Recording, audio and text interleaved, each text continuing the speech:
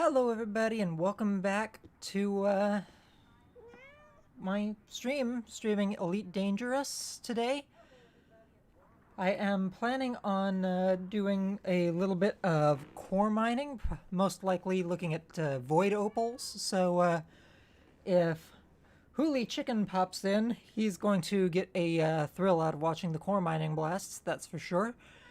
Beyond that, really just kind of moving on with at what I have been, and if anybody pops in, wants to say hello, they are more than welcome to. Just type up in chat and I will respond to you as you pop up, I suppose. So on that note, I'm gonna go ahead and get going here once I actually get my webcam a little bit better positioned here. Didn't actually really play around with that too much earlier. And of course the tablet stand isn't really wanting to cooperate now, of course.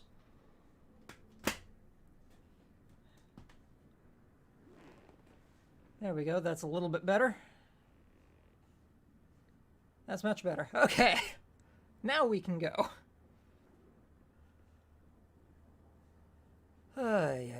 Okay, actually switch my screen here so that I can see what I'm doing.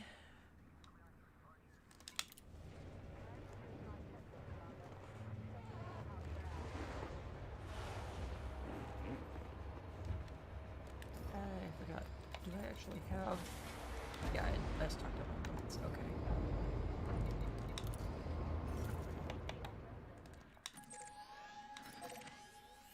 Landing gear retracted.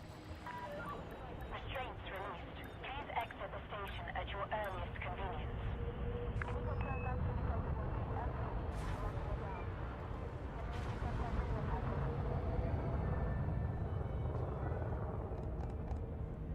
Yes, hi Archie.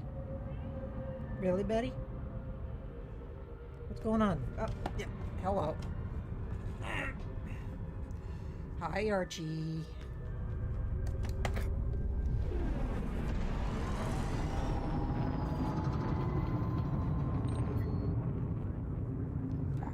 Archie.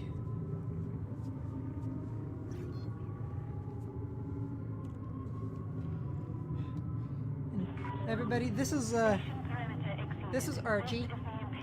He's one of my little fuzz buddies. Frameshift drive charging. He is also what is referred to as CH, or cerebral hyperplasia. He is a underdeveloped cerebellum, which the other term that, if you're familiar with cats or whatever, it's called wobbly cat syndrome also. But as far as everything's concerned, he thinks he is a perfectly normal cat. So, but it does make him getting up into my lap rather interesting on occasion. Oh, crap.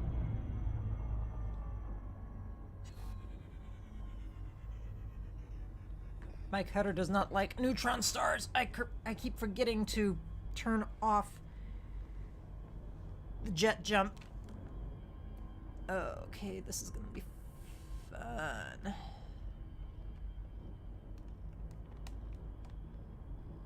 Because what it means is I've got to get around the star to try to get into the jet cone.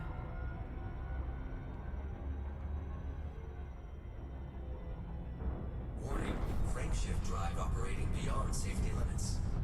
And it looks like I at least managed to pull that off without killing myself, so awesome, I suppose. But apparently not enough so. Well, shit. Now I've got to turn around and try to get back in there so that my drive actually recharges properly.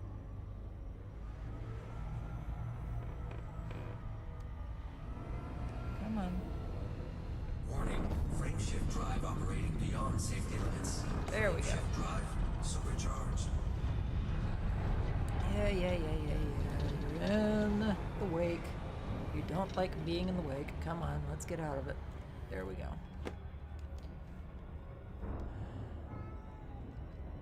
Really, Archie?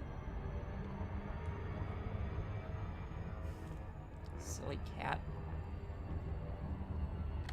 Frameshift drive charging.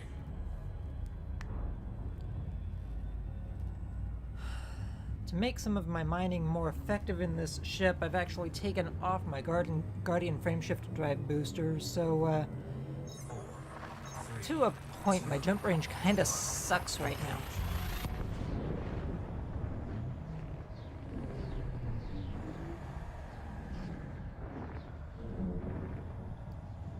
Should probably put my soda somewhere where I'm not having to reach past or around my camera here.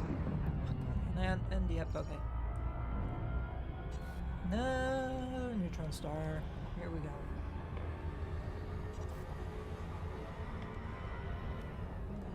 Fortunately, I have not managed to find myself on this one yet either. So Drive good. operating beyond safety limits. Frameshift drive supercharged. That went a lot more smooth than the other one, that's for sure. Before I make any other jumps here. Okay. Turn off jet cone boost for crying out loud. Okay.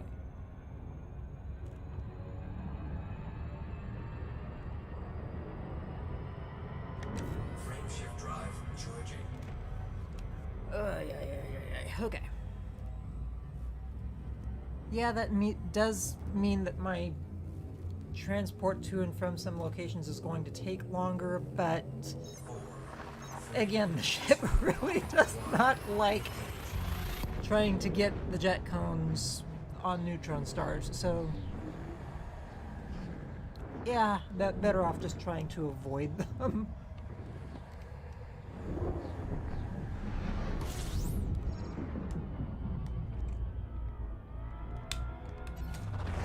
Fuel scooping. Probably gonna slow down at one of these systems along the way just to top off my fuel tank.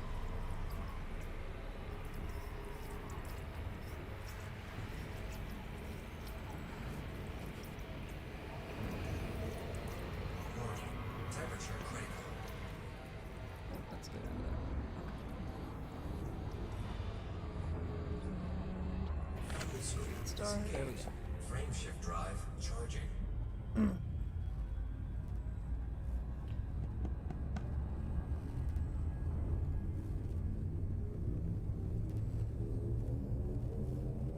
Four, three, two, one. Engage.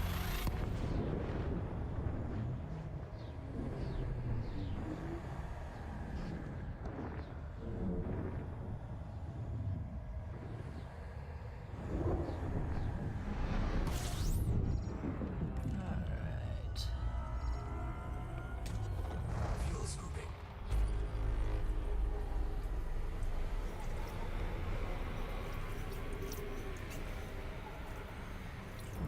And by the way, Hooli, I am doing this stream kind of for you, so if you don't show up, I'm gonna be pissed at you. Scooping disengaged. Of course, I'm not entirely serious about that, but, Frameshift drive charging. well, anyway.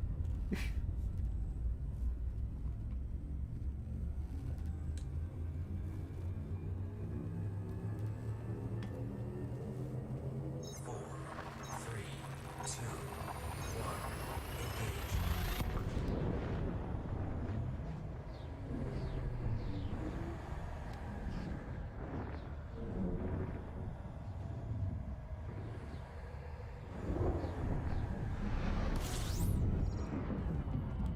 Okay. Fuel scooping. Now I'll fully top off my fuel tank.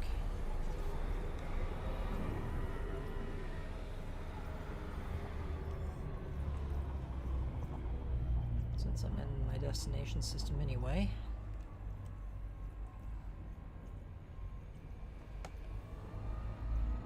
Fuel scooping complete.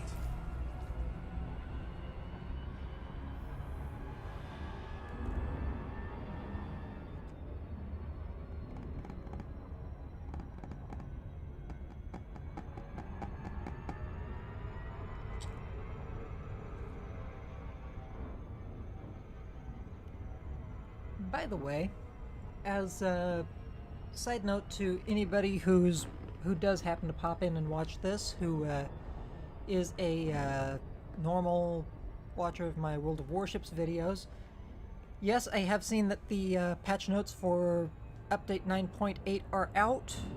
I will do my best to get those out either later this evening or tomorrow. Definitely no later than Thursday. I have kind of briefly looked over them myself once, but I would like to be able to go over them with you in detail in a proper video. So you can, again, just expect to see that at some point in the next few days.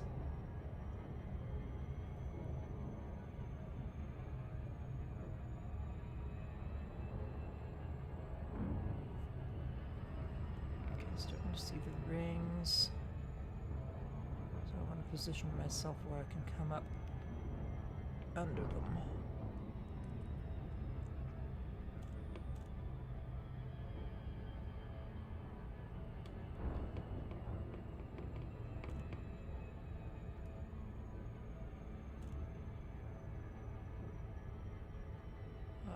So now where are my void opals here? There's one way out on the road. I'm not sure I want to do that one. Tritium. Low temperature diamonds. If I want to go for tritium, I should probably just go straight for that one. That reminds me, I'm really curious about trying a tritium hotspot, see if I find low temp diamonds there. But that's where I want to go right there, is the void opals for right now. I do have mining lasers on me for surface mining of deposits. I do not have subsurface displacement missiles. And well, for this run, for the most part, I'm basically just outfitted for the core mining of void opals. So, I mean, I could do a little bit of other mining, like surface mining, or what I would call strip mining personally. It's just not what I'm here for at the moment, so anyway. Really, Archie? Gonna talk to everybody too? Silly boy.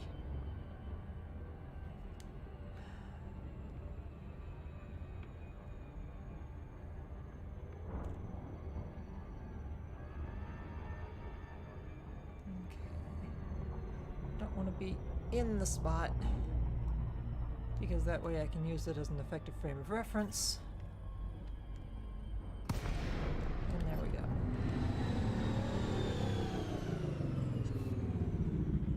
Programming Now, control. crap, wrong button. Oh yeah. Where are my other weapons?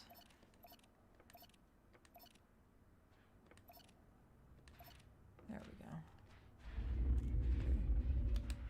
That guy down there looks like he's just going to be here as a miner, though, so not going to care too much about him. Yeah, that limpet's just kind of going off into La La Land, isn't it? It might just randomly hit that one asteroid way over there, but I think it's going to run out of distance first.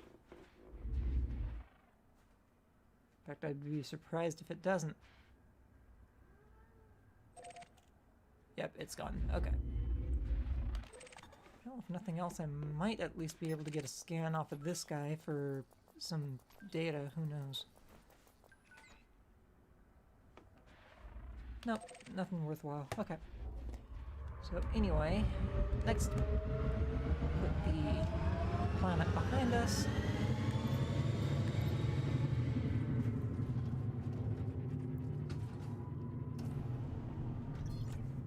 Switch over to analytics mode.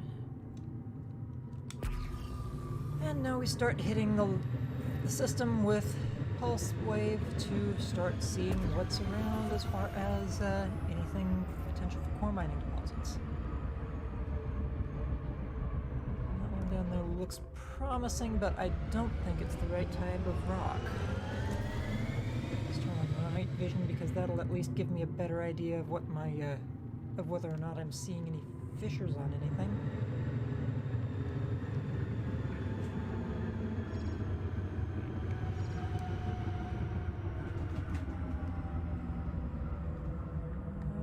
And yeah, no, this one's dead. This one's no good. So let's move right along here. Now you'll also notice I haven't even popped my cargo scoop here either. I'm just wanting to move around as quickly as possible until I actually find something worth my time. This one does not appear to be a... Ah! Yep, okay. Misjudged that just a little bit. Yeah,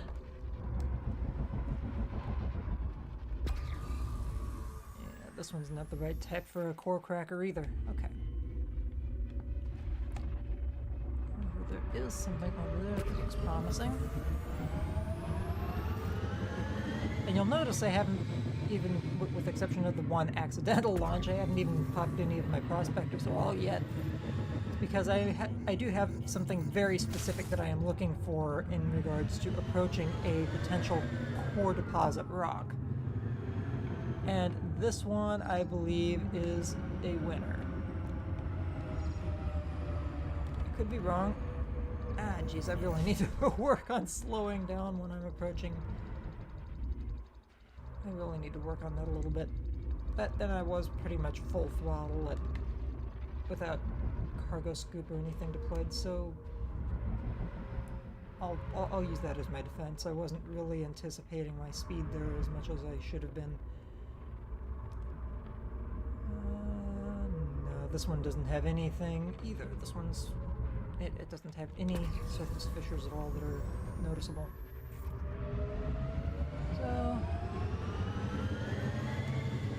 Next.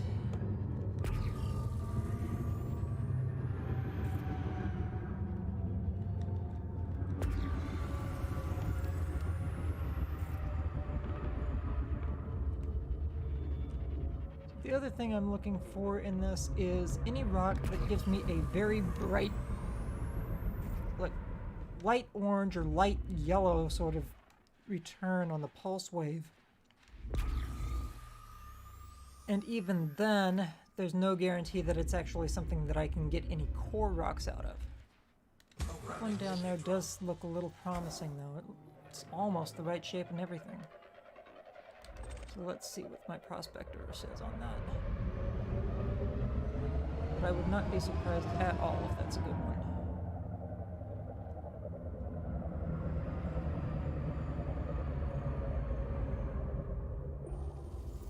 No.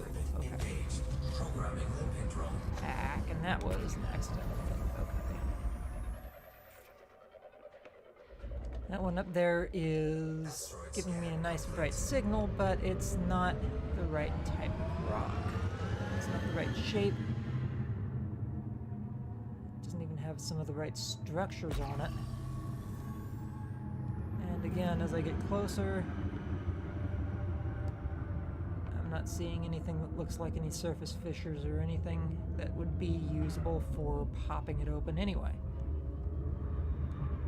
Alright, so... focus on it a little bit ago. There's a big rock in front of my face.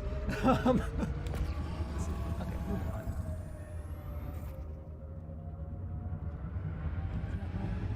So, a lot of orange, but nothing quite what I'm looking for.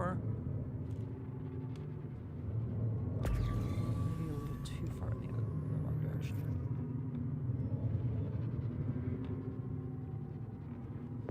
To a certain degree, I know exactly what it is I'm looking for, and I'll know it when I see it. Got myself a little bit out of practice the last week or so mining, just doing a lot of surface mining on painite. So, did manage to get a little bit out of practice with the core searching, but I'm kind of brushed back up on it now to a point.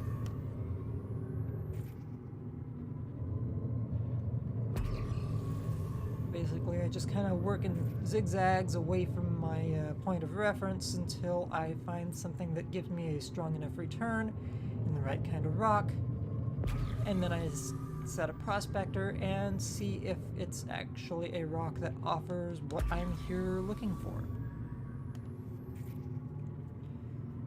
Really not an incredible amount to it, it's just time consuming. Which to a point I suppose is why it's nice having my cutter instead of my Corvette, because the cutter is at least quicker getting to and from even just getting around in general.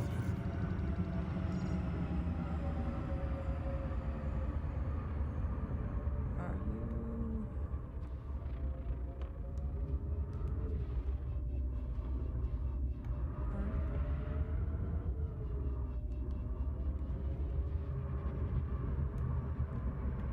That would be a no. Okay. This one looks like a good prospect right up here. I think I may even just launch and not even ask.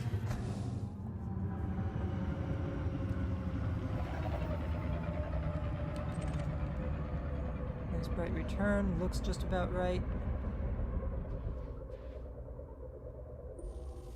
Yep, that's a core rock, but unfortunately it does not have what I am here for. It has bromolite. So unfortunately, no dice. Moving on to the next rock that I stand to find. But to a certain degree, I can also say that now that I've found a potential, it's entirely possible I'll find another one in very short order. They seem to... I do seem to find them in somewhat small and isolated clusters. Maybe 3 that are 4 or 5 kilometers apart each.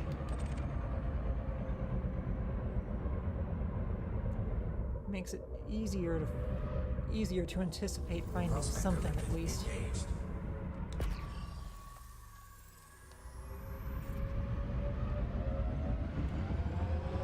Asteroid scan complete. I'm seeing one somewhat strong signal behind other things up here. Really love to get a good visible angle on it.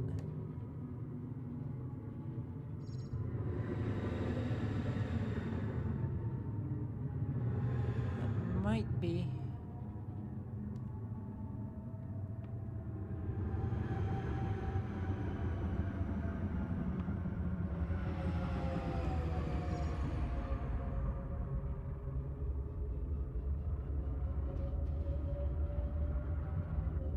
Seeing a couple of straight up surface deposits. What I am not seeing. Wait. I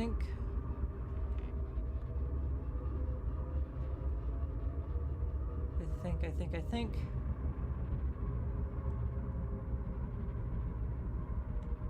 Nope. No surface fissure. Okay. Darn, because that's a nice strong return. Another one over there, apparently.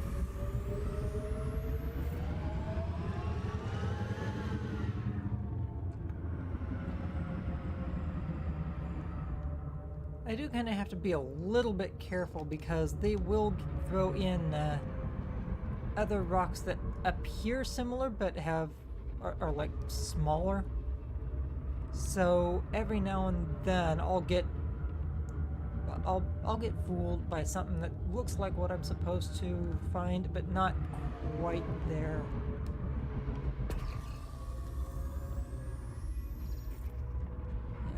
one's definitely not.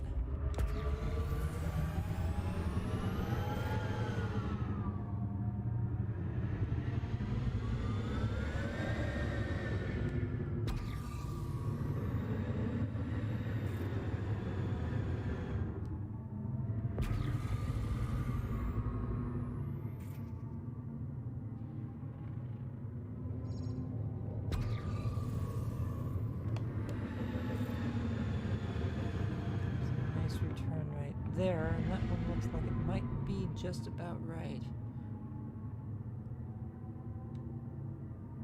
Of course, I've said that about like the last 2 or 3 also.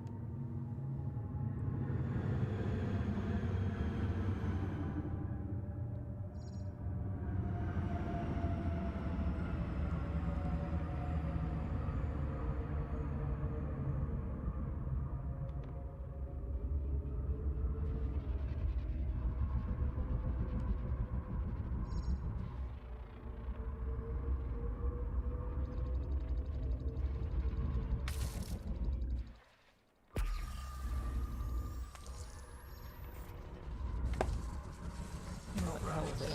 I'm prospecting this one anyway.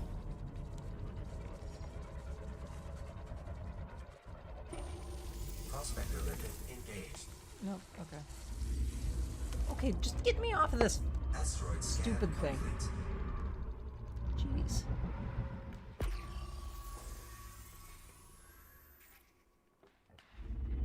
Didn't mean to run into it. I didn't need to be dragged along with it. Okay.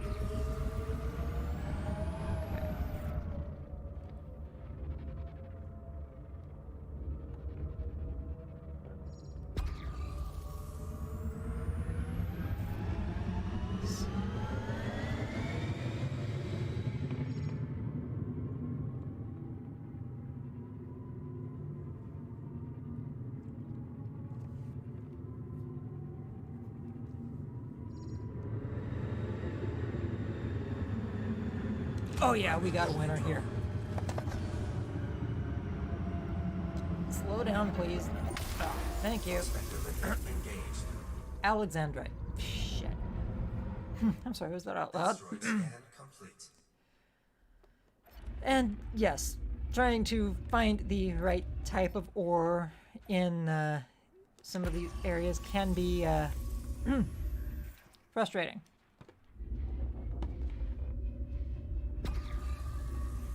The number of the number of signals that you'll find that are actually core deposits is one thing. Having it actually be the type of core deposit that you're looking for is an entirely different thing. An entirely different beast.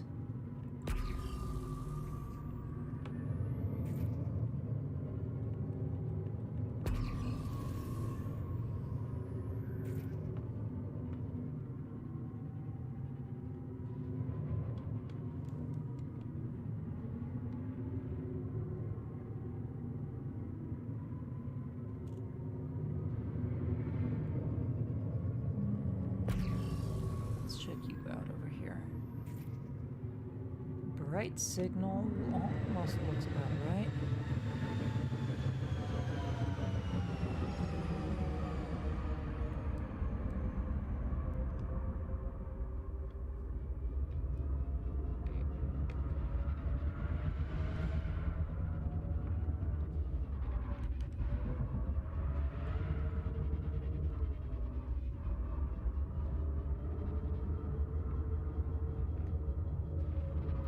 But not seeing the one thing that I'm looking for on the surface, and that is a fissure. So, moving on.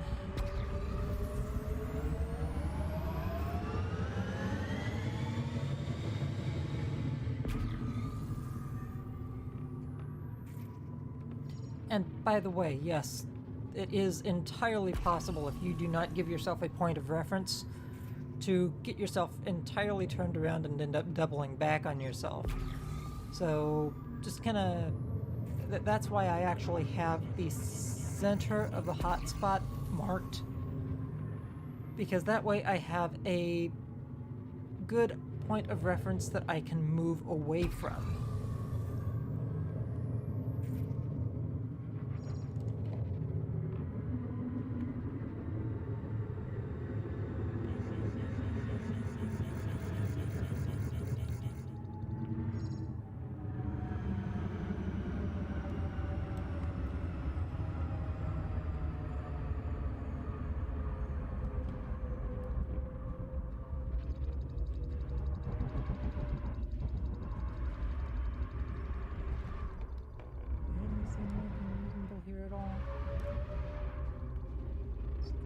Form.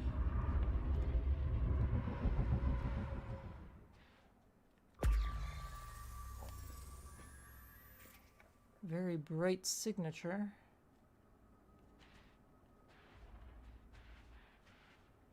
I'm not seeing any surface fissures. Programming limpet drone.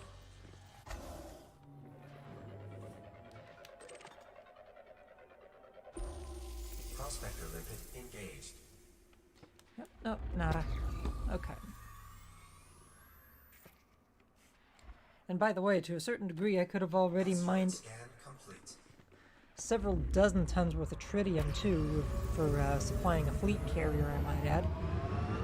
Unfortunately, I'm not doing that at this point in time, so in that regard, I'm kind of SOL. Alright, what I'm not finding so far is what I'm actually here for. It's entirely possible I may actually be a little too close to the center of the hotspot.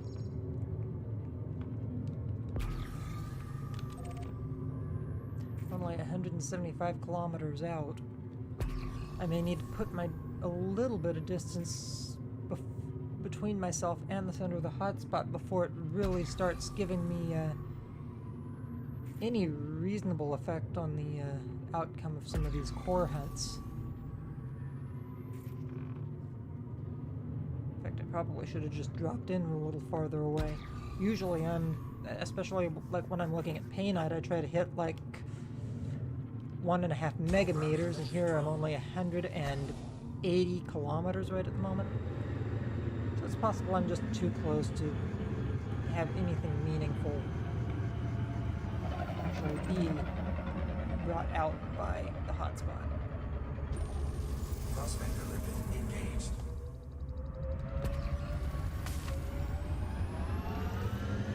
Hey, at least I only clipped that one. Asteroid scan complete. The one nice thing about doing the painite mining to a point is that the asteroid belts aren't quite as densely packed in some areas. Certainly not as densely packed as the icy rings that I find void opals and whatnot in. Programming limpet drone. So there is that to be said. It makes for a little bit easier movement,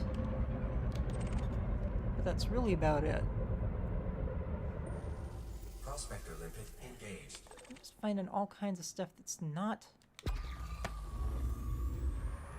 And I know this stuff is available in this spot because I've been in this system several times before doing this exact same thing. It's entirely possible I'm just in a bad instance too. That's another very real possibility.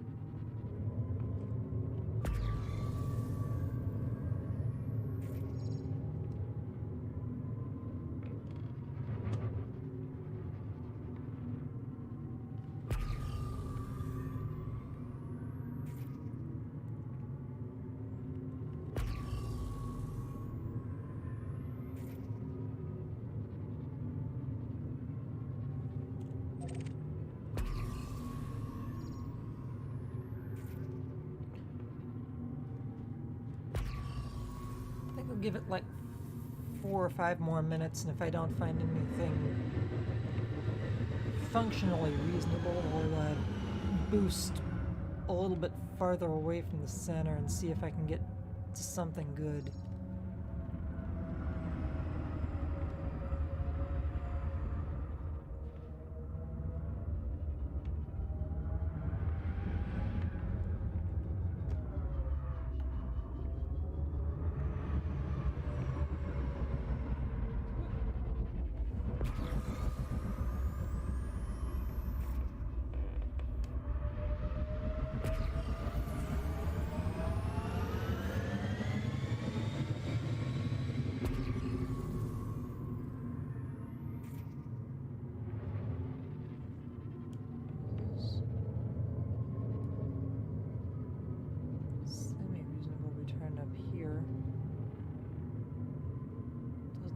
quite right though, but I'll at least give it a once over.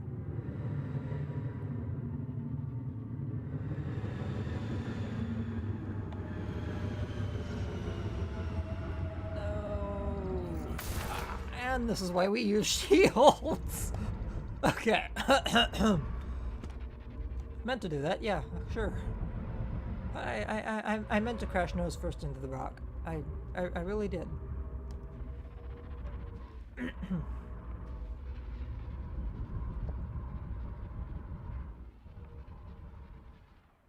Lots of surface texture, but no fissures that I'm seeing. Even if it is giving me a relatively strong return, it's probably going to show up nothing in Prospector again. Prospector limpet engaged. I don't even know why I actually bothered to check that one. Asteroid scan complete.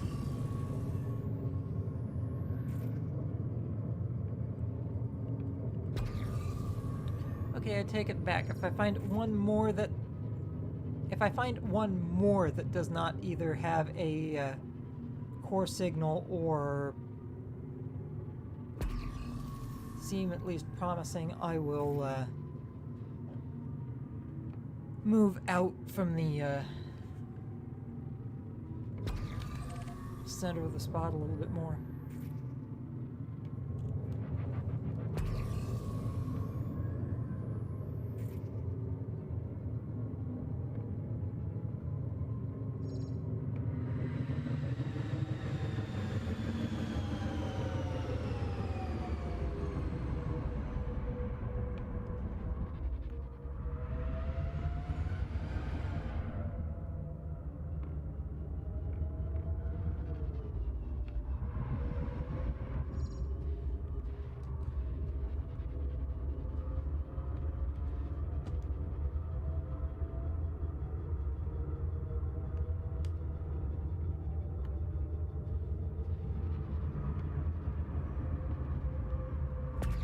Not viable.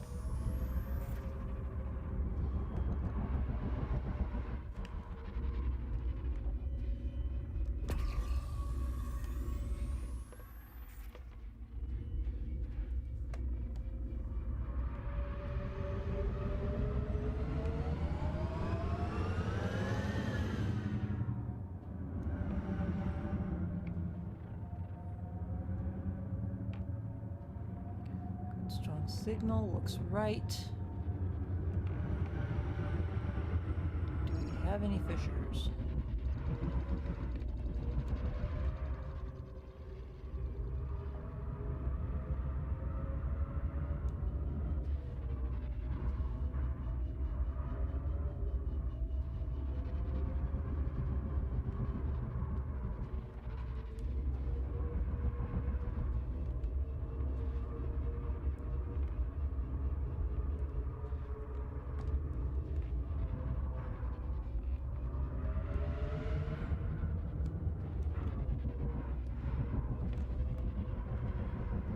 Be easier if I didn't have the sunlight right behind me.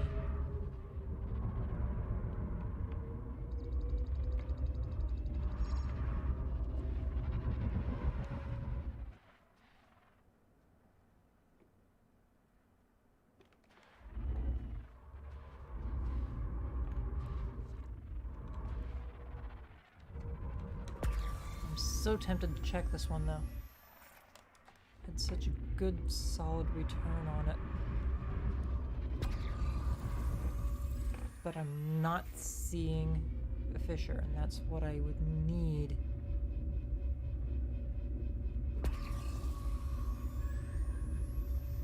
To make me think that it was worth the check.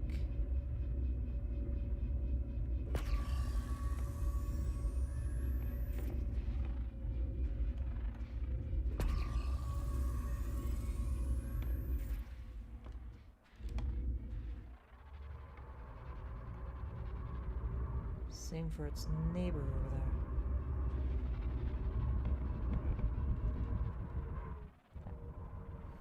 there. You know what, just for grins. Check that one. Prospector limpet engaged. Programming limpet drone. That one. Asteroid scan complete.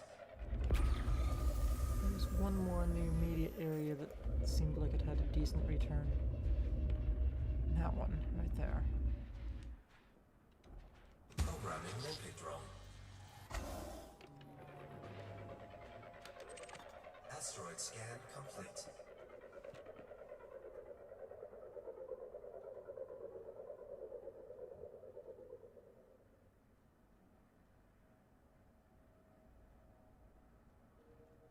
Okay, that one might be a little bit farther away than I was Prospector expecting, limpet but engaged. no dice. Okay. So, Asteroid scan complete. let's see.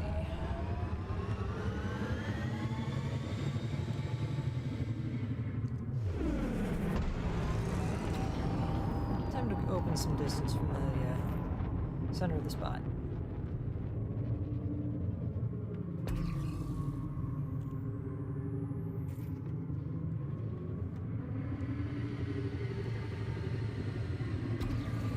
And of course that boost suddenly gives me two very strong returns, very close to each other, it seems.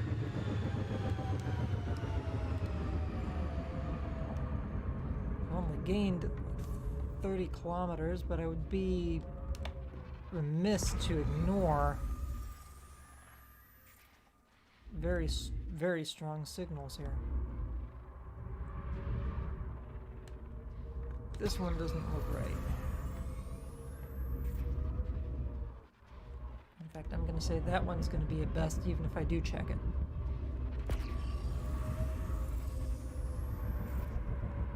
Got a strong signal right there.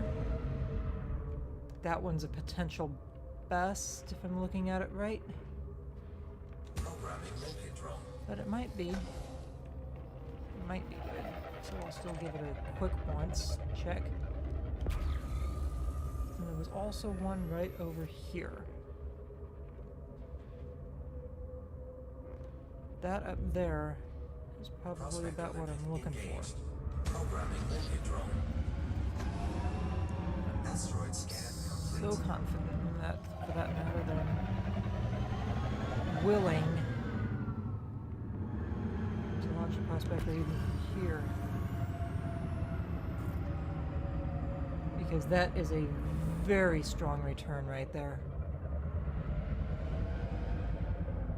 I'll be amazed if that one isn't a forward rock. And what do you know? Engaged. We've got our first live one for Void Opals. Hip hip hooray! Complete. It's only taken me, what? 45 minutes in the stream to get this far? If that says anything about just how difficult finding some of these things actually happens to be sometimes. I'm also just kind of wondering if maybe I've gotten myself into a bad instance where maybe people have already been here before and kind of Detonation drained it sequence a little initiated. bit. So we've got high strength fissures. There's an average strength. I think I'd rather hit that one.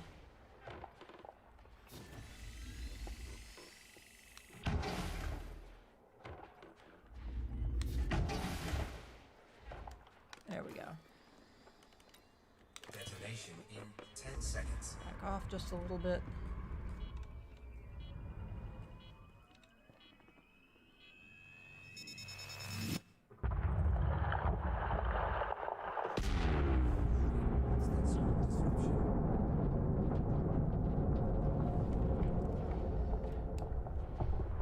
Now, I definitely have to agree with some people that that doesn't get old.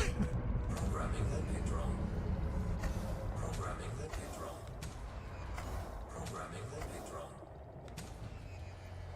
Programming limpet drone. Let's get limpet drones out there and collecting. Cargo scoop deployed. And while they're running around, I'll start blasting off some of the exposed chunks here.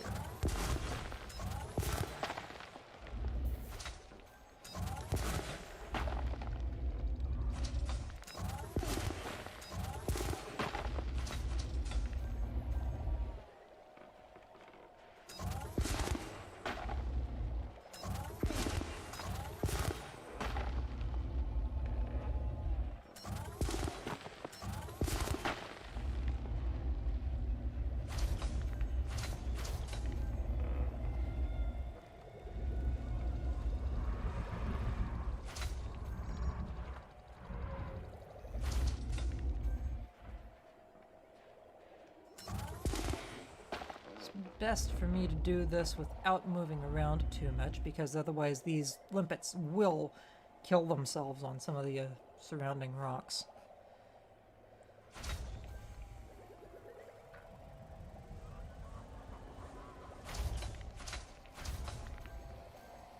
And trust me, that can actually be more of a pain than it ever needs to be. That sounds like one tried cratering itself already anyway, so... yeah. Collector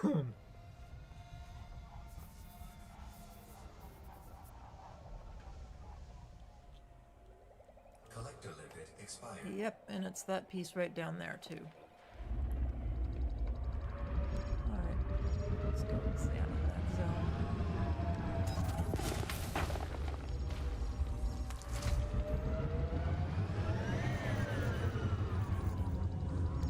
If I'm right, this rock I'm looking for Collector limit expired. is... yep, in...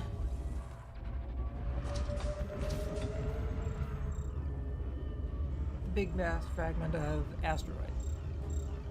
So there is no retrieving that at all. All it's going to do is sit there and kill my limpets.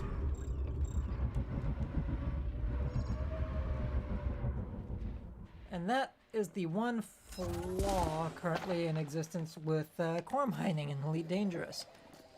The sometimes some of the chunks just end up in the middle of a one of the fragments of the destroyed asteroid because it has no established collision model, and as such the limpets go chasing after it. They impact the surface of the asteroids and they get stuck until they basically just kind of run themselves out of health.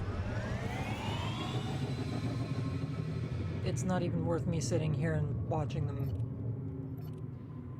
Well, they've already basically killed themselves, so. But at least I finished collecting everything else first. Now, again, because as I stated a little bit earlier, because I know they tend to show up somewhat in clusters, I'm reasonably sure I can find at least one, maybe two more in this immediate vicinity. And with the strong return that I'm getting off of this one, I will be surprised if it is not.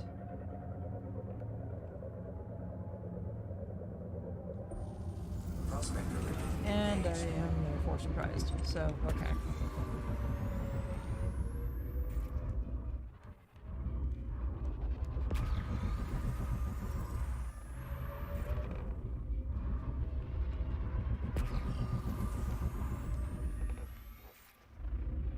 Definitely not going to have any luck looking through the existing blast cloud.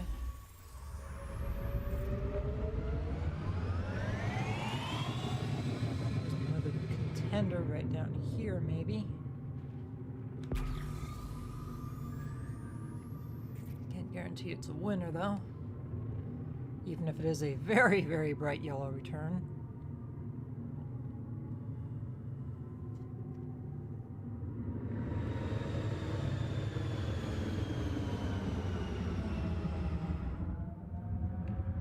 See, now I'm running with my cargo scoop, so it's actually, which actually helps. Oh, ooh. Yes, I have a fissure right there, so this is actually a viable rock. Okay, so let's check it and see what comes up. Please be voids. Yes, we've got voids again. Hoorah! So 2 rocks, rapid succession. Yeah! Okay, let's get this one done. Let's assess. Average, high, high, low. High, high, average. So I do want to tag that low strength.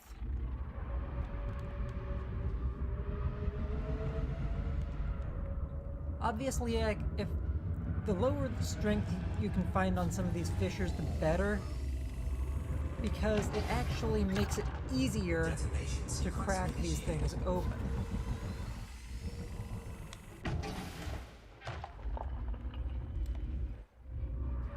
easier to establish and assess your charge strength. And it also helps you use fewer charges. Go.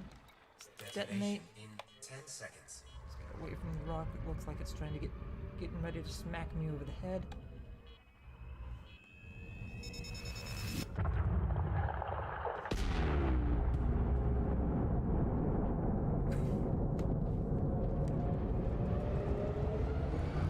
You know, there are some aspects of this game that, again, the developers of Elite Dangerous definitely need to work on. I will give that to some of the dissidents, I suppose, on some of the forums or whatnot. But you got to admit, when it comes to some of the graphical representations of, or sound settings of some of these actions, oh my god, they have it pretty much spot on, I think. You're not getting much more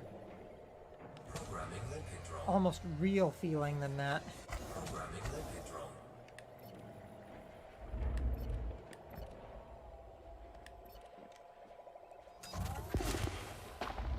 Ship off. See these things. I've got a good distance away.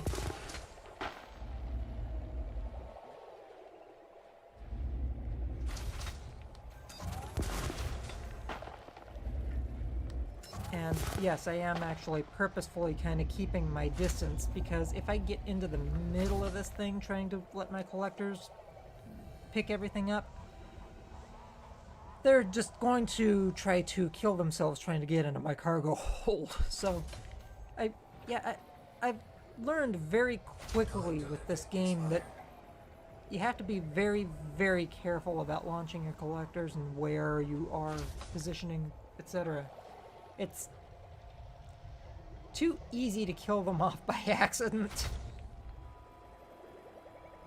I do wish that Elite Dangerous actually had some sort of engineering that you could do to actually improve limpet survivability, or actually give them like a phasing capability where they can go through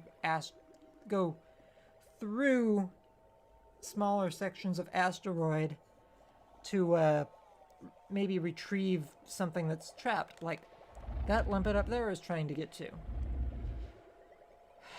Dang it. Collector limpet expired. Yep, saw that coming.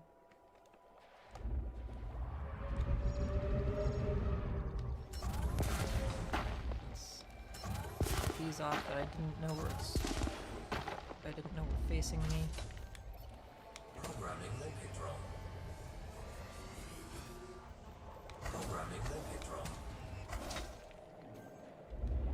Now.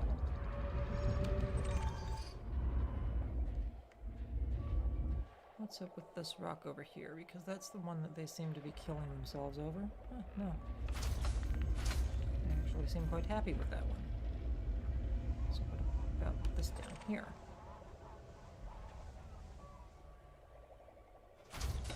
Oh, that's the one from the other rock that I cracked open. Okay, so it looks like I don't have anything that's trapped on this attempt, which is good. And I do mean that honestly, because these chunks that I'm blasting off, as far as void opals go, these are actually extremely valuable chunks. These are like 90, anywhere from 50 to 90% of a ton of void opals, which, yeah, that's pretty high value.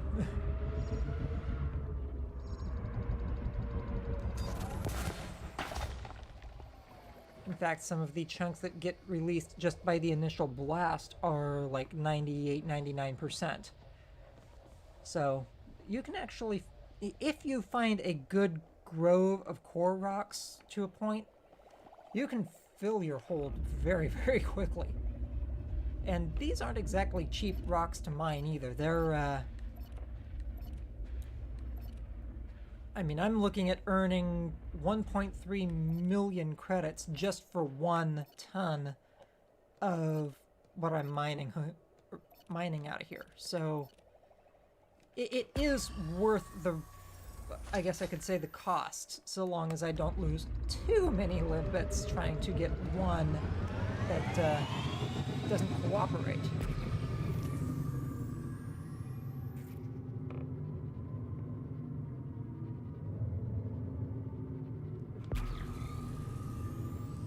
In fact, to be perfectly honest, if I'm losing 10 limpets trying to take on one rock, I'm probably just going to move on at some point or other, because that's, at that point, I'm just losing too much for my return. Especially when you consider that out of a void, out of a asteroid like that, I'm probably only going to get like 11, 12, maybe as many as 16 chunks anyway. Meaning 16 tons. They're just they're that much equatable to actual cargo space.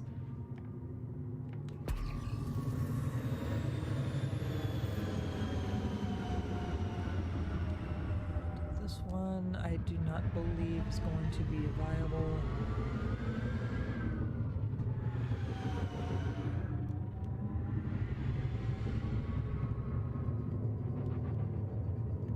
This one's not a viable crack rock. It does not have the fissures.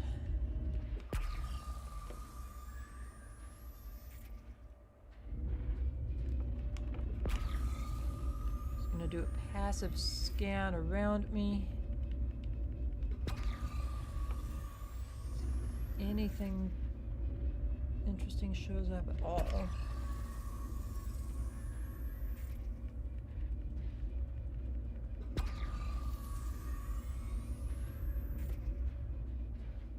One potential over there, but it doesn't seem like it's got a very strong return on it.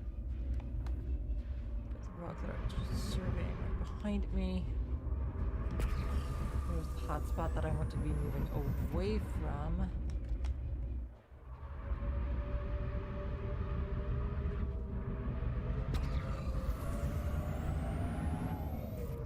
There's a rock down there that's got a strong return, but no, I can already tell just by looking at it that it's not what I'm looking for. So I'm gonna do a quick investigation on the one rock that's down over here, but I don't think I'm gonna get anything from it. And once I'm done with that, I will blast myself a little bit further out from the core here and see if I can find some better prospects farther out. Again.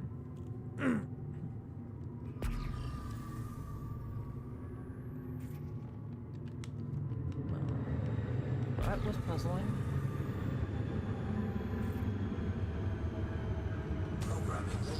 We might actually have a winner here. Yep, we got a winner. I'm glad I investigated it. And it's void opals. What do you know? Perfect. Asteroid scan complete. And I've got a low strength looking right at me.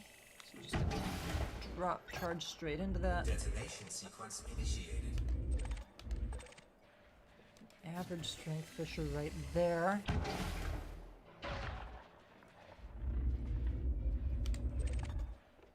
Small charge into a high strength, and we've got perfect detonation range. Back off just a little bit. Detonation in 10 seconds. And then we'll see what axis is this thing when it pops open. I'm looking down and reposition myself accordingly. Looks like I'm not far away from this opening right here. So I will reposition while my limpets go charging off to start collecting some of the big chunks that got blasted out.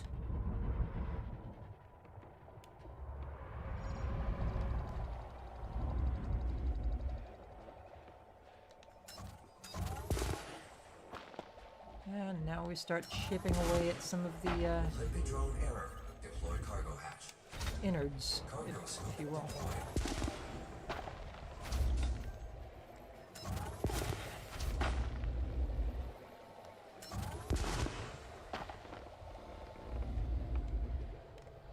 Doesn't seem like there are too many interior chunks, though.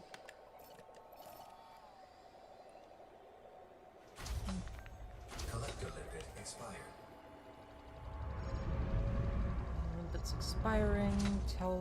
And stationary anywhere tells me that I've got trapped chunks. At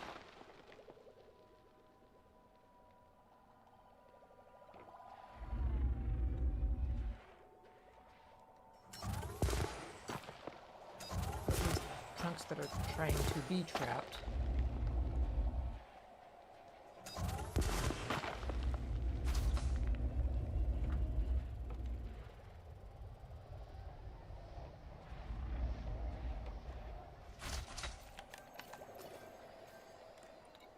One more. Where is it? Up here. Okay. I'll let the others finish being collected first.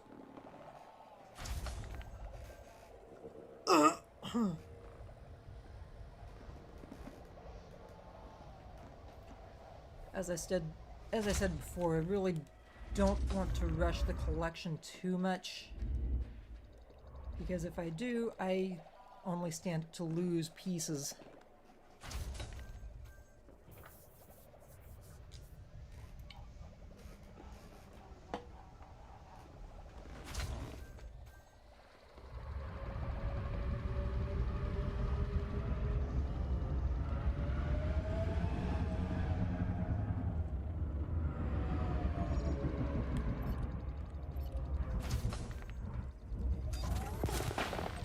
And there's the last piece.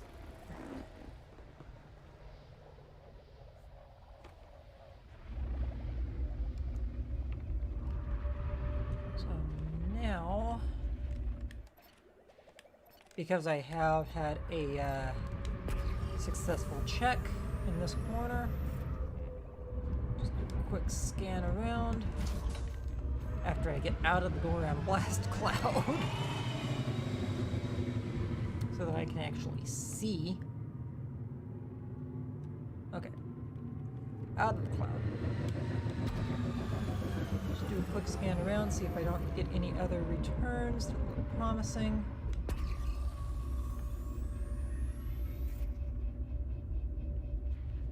Collector limpet expired. Yeah, but at least it's expiring around a timeout instead of crashing into anything.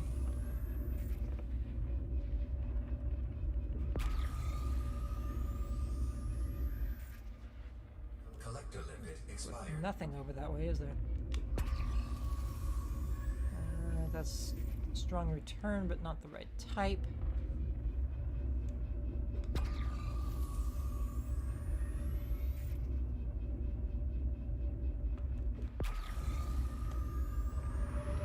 have one return I want to investigate.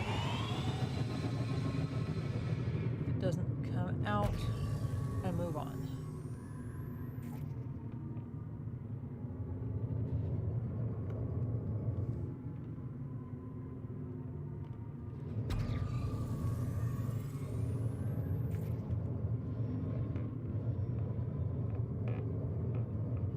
If I'm looking at it right, that's not going to be a good one.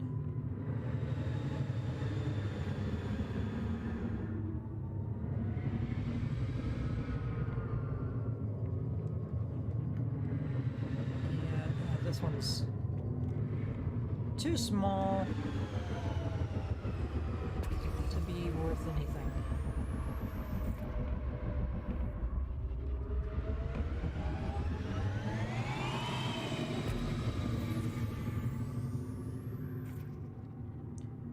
Oh, I am now getting a couple of moderate returns up here. That one's the most promising looking. I can't guarantee that it's actually going to be worth it.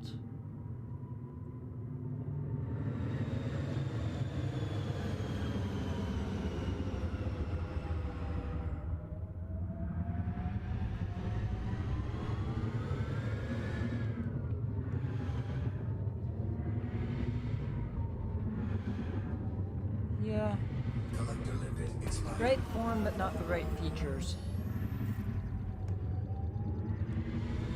So, I guess I should get the hell out of here and move on to farther pastures, maybe? Although that return is nice right there.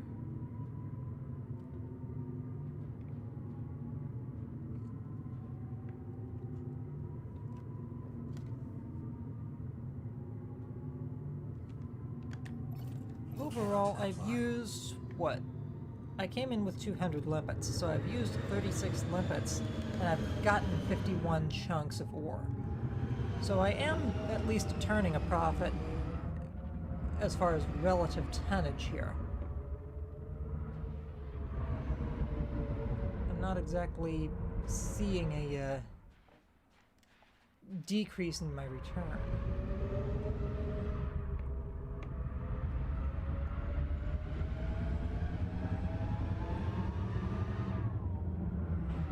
And this one just doesn't have any of the right features, does it? I'm not seeing a fissure anywhere on it.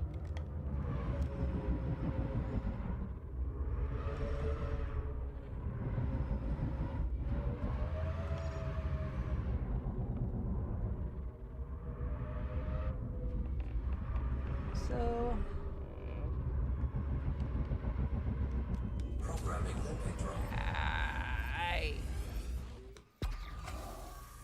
wrong button.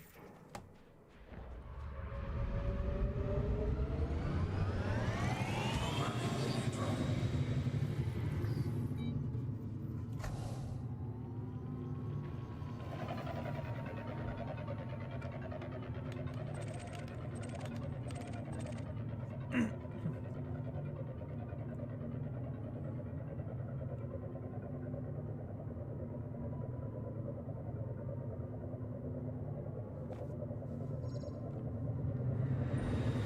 Prospector Okay. engaged.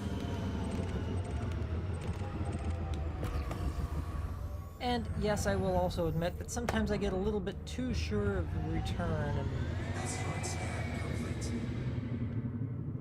end up wasting my limpets in the process.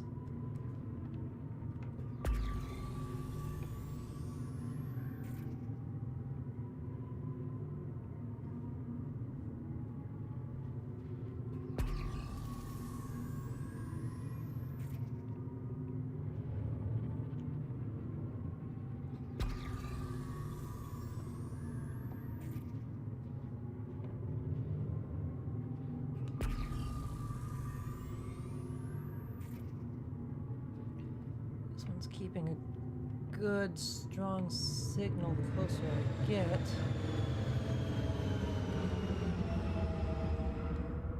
But do we have a fissure? Do we have an obvious surface fissure anywhere? Yes, we do. Right there. So, Programming limpet drone. let's see what we got. Voids, low temps, bromellite, alexandrite, Prospector limpet. granodiorite. Granodiorite. Asteroid scan Yeah, no, complete. not what I'm here for, though. So, no point in even cracking that one open.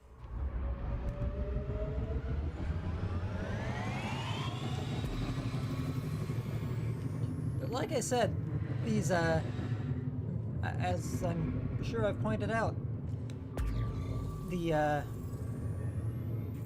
sometimes these returns do tend to be relatively close-ish together, certainly where you can pick off signals from the previous rock that you blast open. You just kind of have to be careful and know what you're looking for. And if you get away from the cluster, all you have to do is kind of boost your way away from them a few dozen kilometers, and you're pretty much guaranteed for something to show up eventually.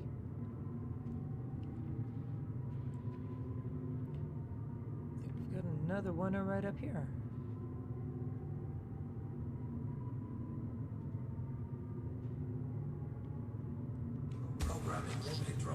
nice deep fissure right there.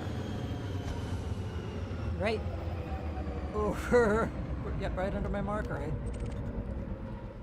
saw that one coming a long distance off. Ooh, low temps. Not what I'm here for, but this one is actually worth it. To a point.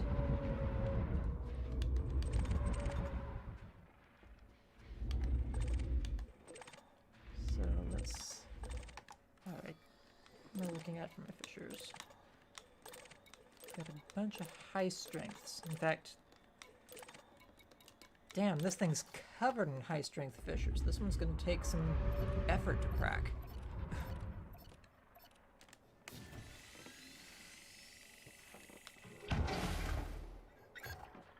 Detonation sequence initiated.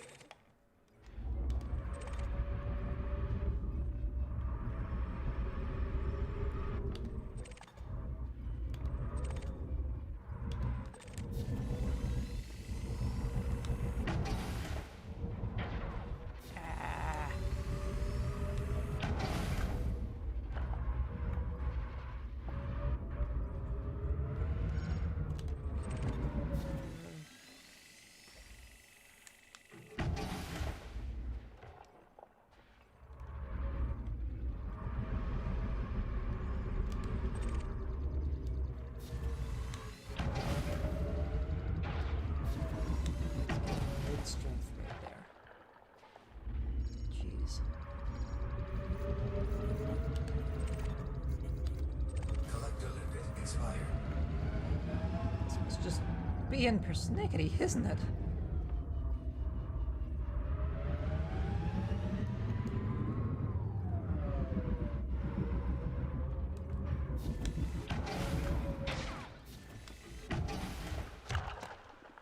And final charge. Almost, with 2 fissures to go, I get the proper range. This one better damn well be worth it for having that many high tensile strength fissures. Detonation in 10 seconds. Get my joystick actually happy here again.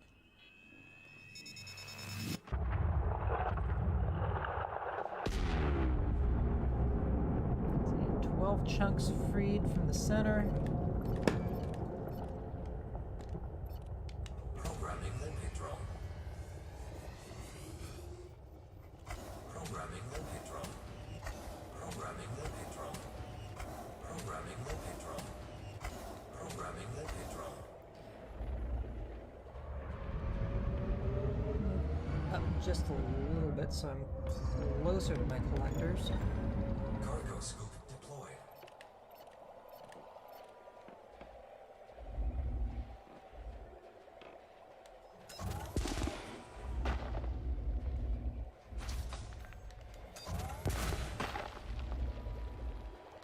Well, temp diamonds may not exactly be the most lucrative by comparison to the void opals, but at least not anymore. These things, what, almost 2 months ago in game were like the best thing ever that a miner could go for. But now they've been the mining chances, the mining availability, especially in low temp diamond hotspots, has been nerfed so heavily that it's like you're actually wasting more time trying to find and collect them than if you go after damn near anything else. And part of why Elite Dangerous did that was because there were players that were earning like 500 million credits an hour almost mining away at these things. So now they've gone from being extremely profitable and extremely high demand, very easy to find, to basically almost impossible to find in some regards. Even if you're sitting in a low temperature diamond hotspot, they're practically impossible to find. So yeah, it's gotten to be a pain going after low temp diamonds, and this is actually it's actually low temp diamonds that I started playing Elite Dangerous again to go after, but again, by the time I actually got back into it, it was way too late. They'd already been nerfed almost completely into the ground, so... And then, of course, the next change after I came back was the nerf that did run them into the ground. So, yeah. At that point, Painite kind of became the norm, as it was, and that's what I've been doing to build up credits for the last few weeks. At maybe 250 tons, like 200... almost 200 million credits for a 2-hour run, so about 100 mil an hour. Which is about average for some of the other higher end mining in Elite Dangerous. Almost.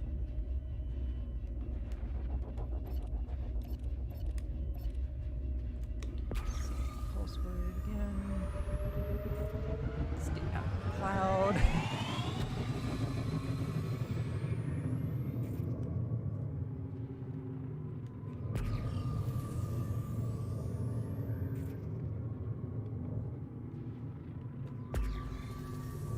Strong return up here. Could be viable. Programming limpet drone.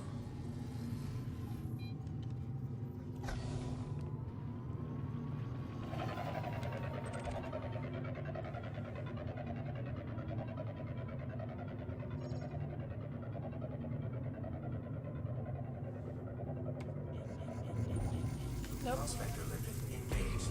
And I at this point, because I have picked up a good bit of void opals and low temp diamonds. Actually, I'm actually not minding too much wasting a couple of limpets here and there on just basically worthless returns.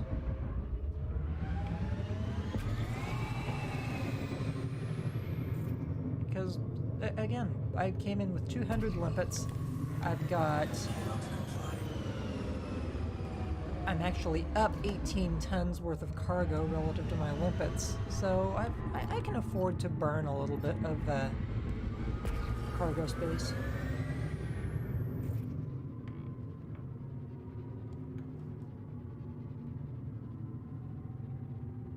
If this one up here doesn't check out, I will move on to about like 500 kilometers from the point. And I promise if I do that, I won't even use my pulse scanner until I hit 500 kilometers. To just follow through, as it were.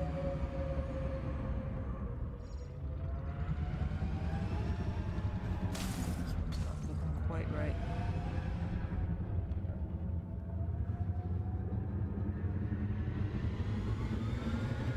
This is actually looking more like it's the smaller mock version of the type of rock that I'm actually looking for. So...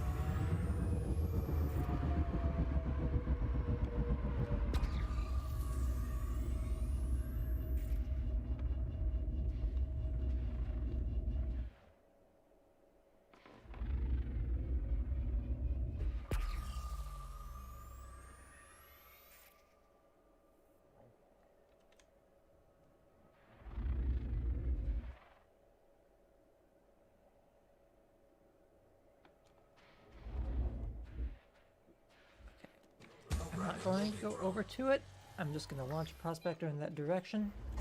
If it's not good, I move. And I think I may have just launched that prospector in entirely the wrong direction. I'll be lucky if it clips that rock.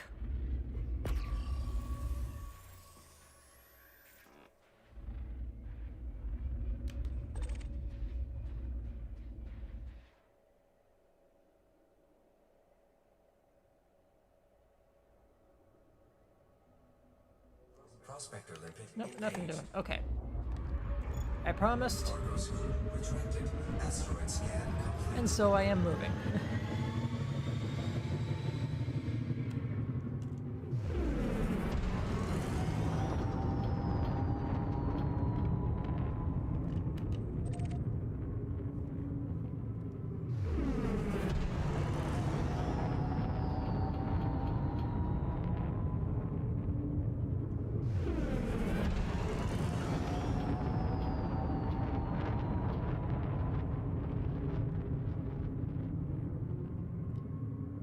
And yes, I am itching to check my pulse scanner, but I promised that I wouldn't until I hit 500 kilometers. So, thank you for that, I suppose.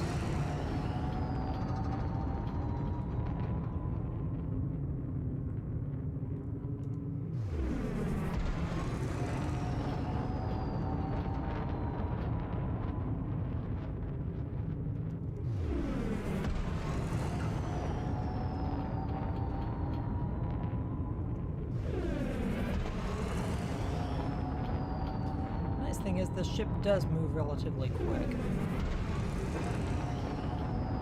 Definitely wouldn't get 483 meters per second out of my that.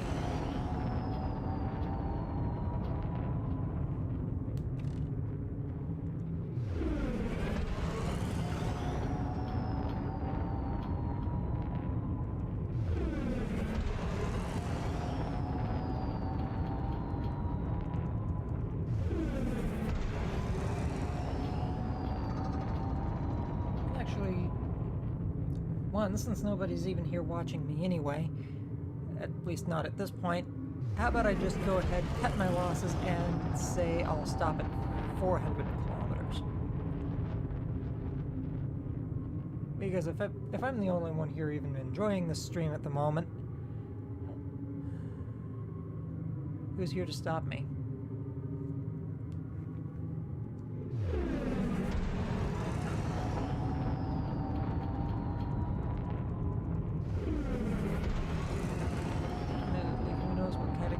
I'm just kind of sailing right past here.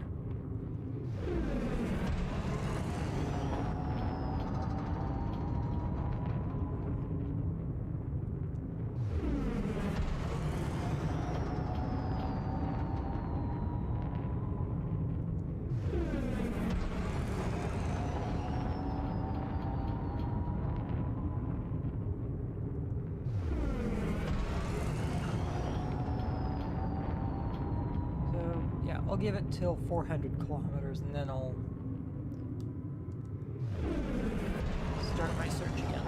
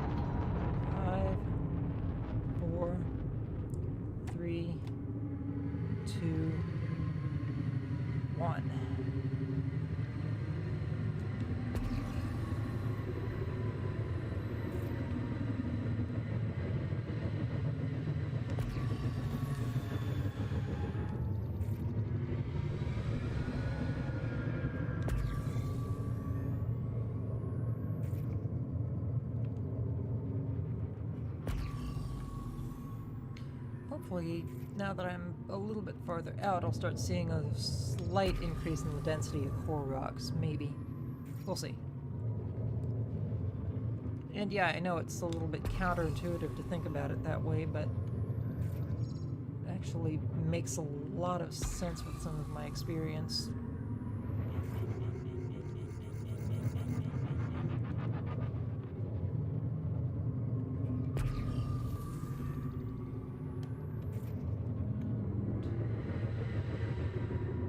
Our first contestant.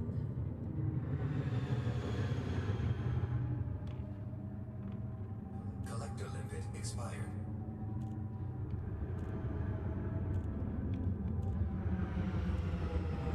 Unfortunately, I do not believe he is actually a contender.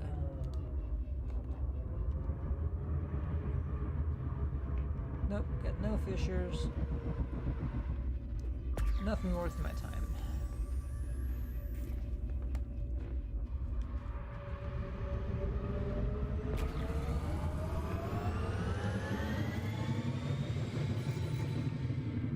By the way, the only reason I'm actually even looking at void opals right at the moment anyway is because painite is kind of becoming a bit of a saturated market, as it were.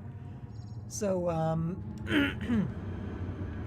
a lot of the places that I would be selling to, up to and including fleet carriers, they're just filling up.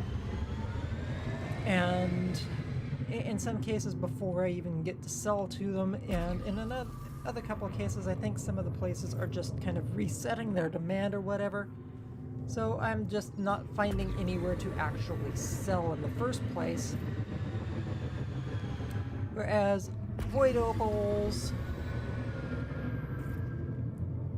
I mean, they're tricky to get a hold of, they're time consuming, but I mean, they're out there. People are just ignoring them for what is easier and quicker to mine. So I figure I'll come out here, do some void opals, while the painite is basically being replenished, restored. I'm not entirely sure how to state that one. Or at least until there's someplace that's like a station and looking for reasonable amounts of painite that's also reasonably close to my routine mining location.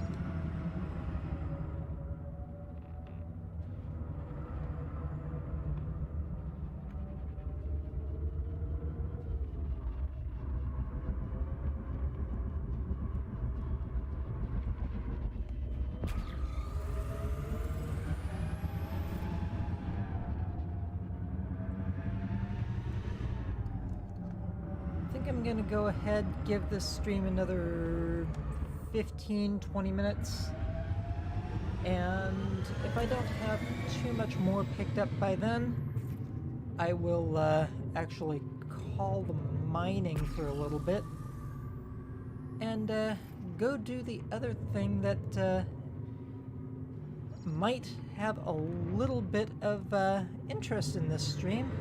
I'm going to go and pick up fleet carrier because I do have enough credits in the bank to actually pick it up and start somewhat with the setup. And maybe while I'm biding time, maybe something else that I can do while I'm biding time waiting for painite to restore is do some tritium mining and actually get my carrier fueled up.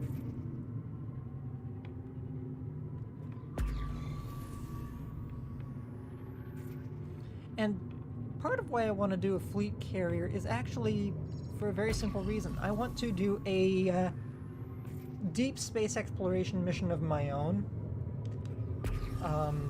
I can store my own modules and my own ships on my carrier without any sort of special services installed. I don't need to have a shipyard or any outfitting, anything like that. And I can still store all of my ships and all of my equipment on my carrier because I'm the owner. So I can actually use that though as a long-range exploration hub to really go deep out into the galaxy. And I mean, if I've got a full fuel tank, as it were, on my fleet carrier, meaning a full fuel tank plus a full load of tritium in its cargo storage, I can actually work out that I can get a good almost 50,000 light-year jump range for it. So if I plan that right, that's actually about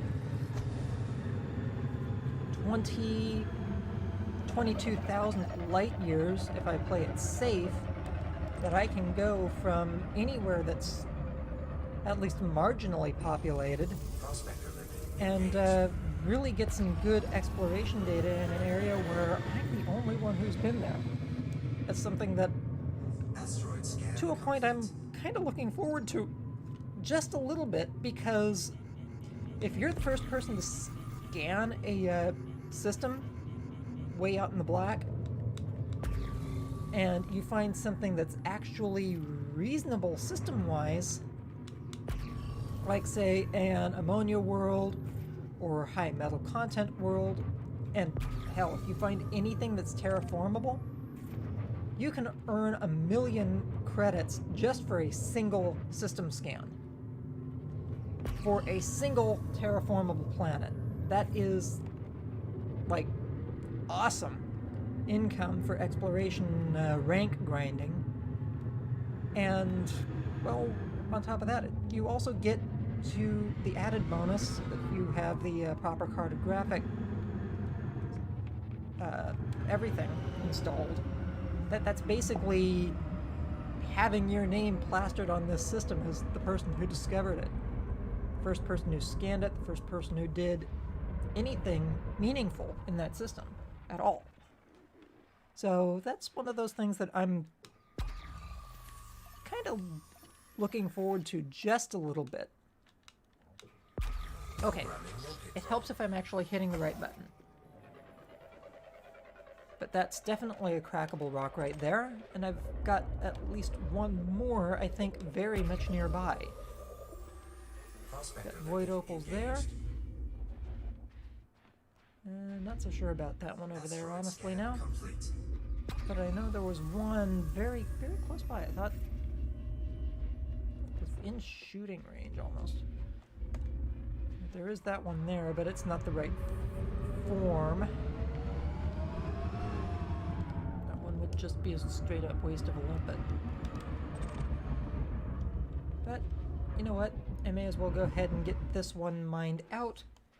Except, I do have one thing that I suppose I should go and do, or at least check on, in the meantime. So let me go ahead and actually put that there. But I want to bring this forward just a little bit so that you can still see me to a certain degree.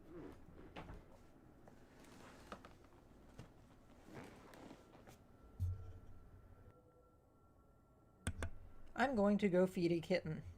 And I may as well bring my tablet right along.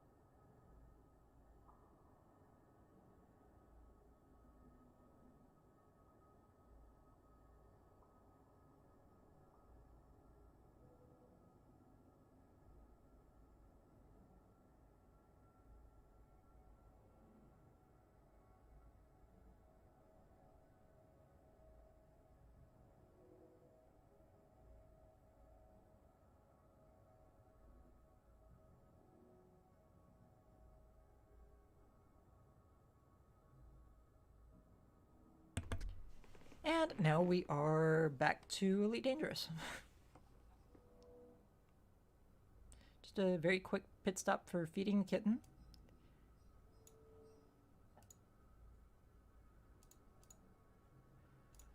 And there we go. Okay.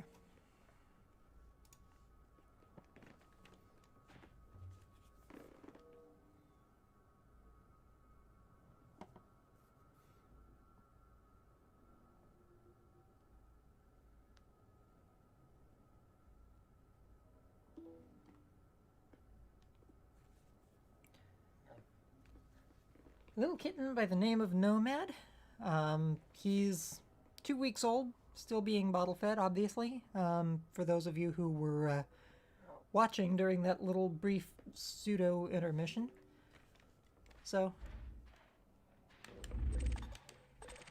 just kind of figured you all might enjoy, to a point maybe, seeing a very, very cute kitten, very, very young kitten being bottle fed. Hoorah. Alright, so let's assess my fisher situation here. A few low strength fishers, that's good. Makes that easier. So now I need to actually find them to use them.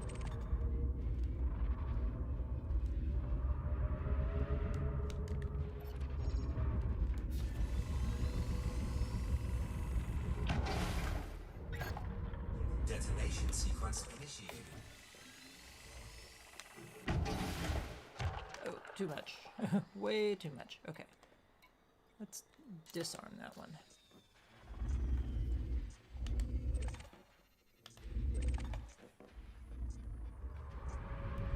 And maybe... Seismic charge disarmed.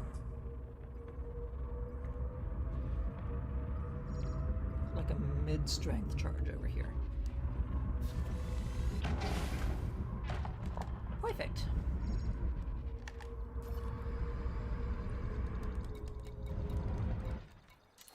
No, no, no, no, no. Detonate. Detonation in 10 seconds. Cancel the disarm.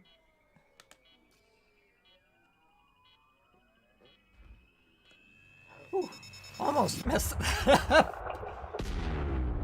Okay.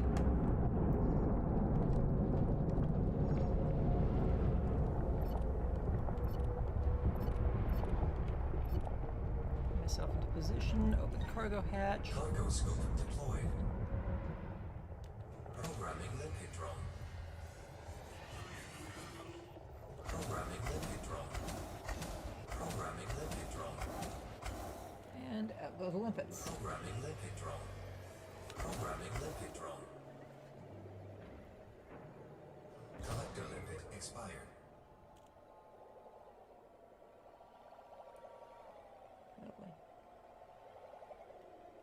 Really? Gonna have to look into that. Collector limpet expired. And of course, limpets are killing themselves, apparently trying to get into my cargo hold. Programming limpet drone. Programming limpet drone. Programming limpet drone. That's better.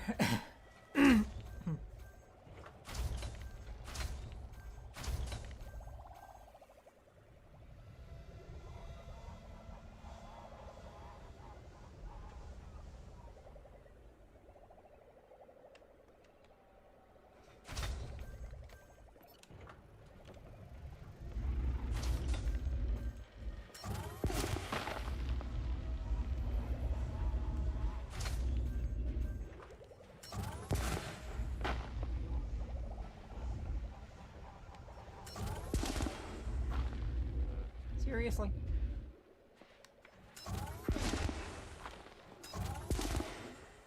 I hate it when it tells me that I have a clear line of sight or a clear shot on a chunk when I really don't. It's actually kind of annoying, really.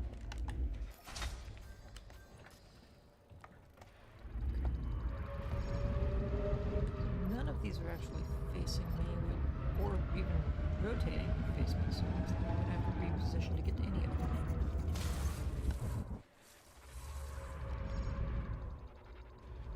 preferably without running into any of the rock chunks.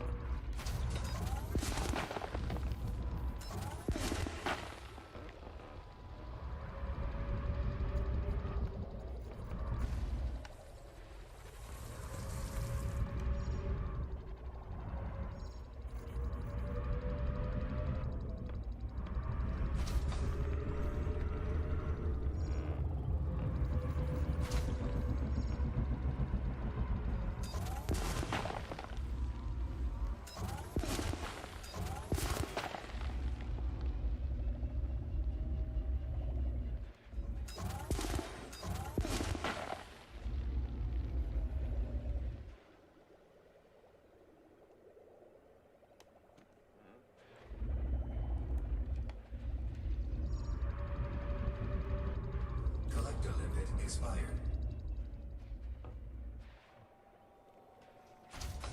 Yeah, where'd you kill yourself? Of course you killed yourself right there. Okay. But that's the last chunk. Nothing else sitting stagnant. So let's go ahead and get pulse scanner up and going again. And start looking for the next rock.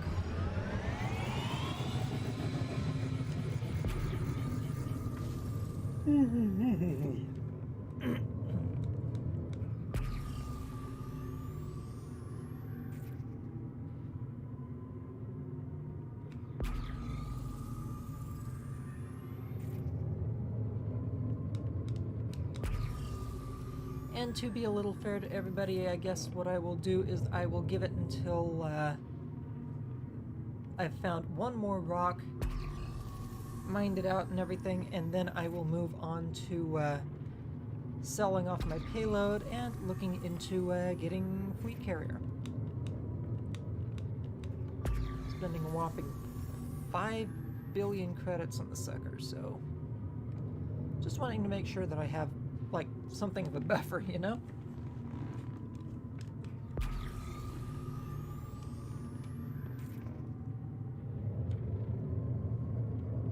Two very high potential rocks up here. One right there. Which I'm doubting as I get closer.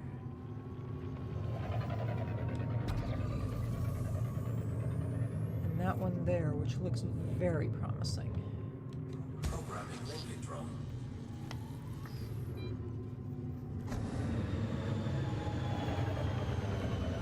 Prospector limit engaged.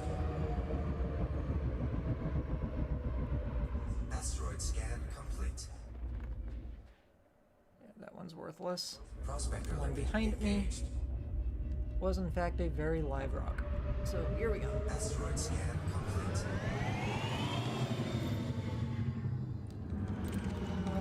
High, average, high, average. So we have no low strength anywhere on this sucker.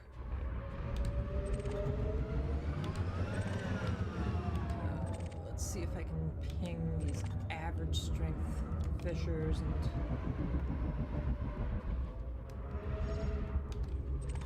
crack this thing through them.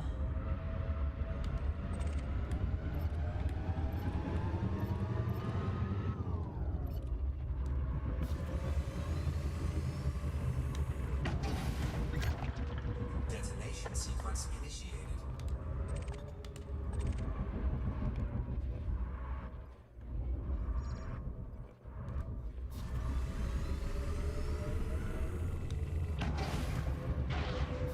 Dang it.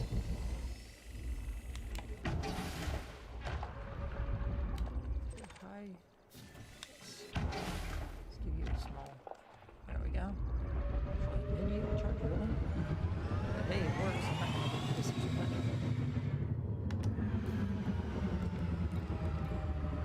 Detonate. Detonation in 10 seconds.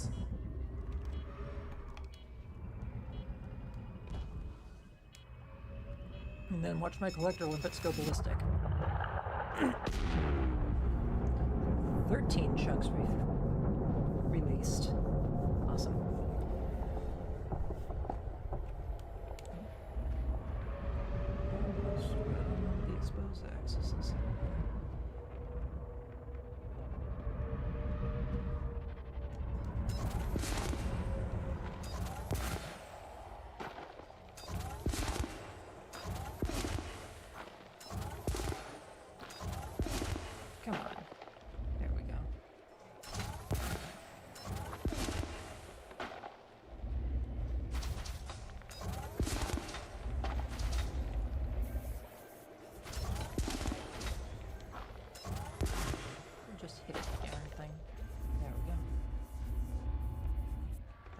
for it. Okay. Slowly close the distance a little bit just so that they're not having to go quite so far. Apparently get a good eye on that chunk that I can blast off right there. Sweet. Let's see. What's my payload look? 77 void opal, 16 low temps. But I'm up 20 tons. Collector limit expired. And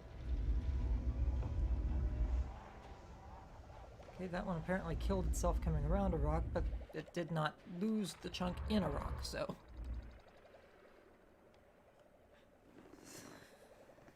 Small bonus there.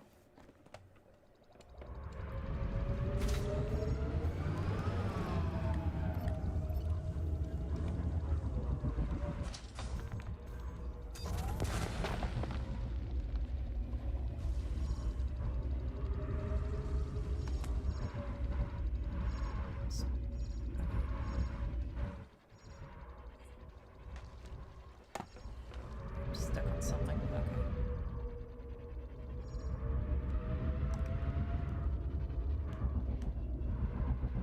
And I'm pissing off my one collector.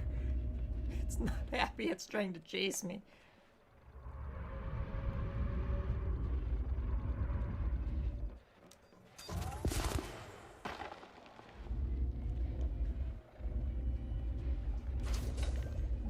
Got that one there. And one more right there. All the way on the other side of this rock here.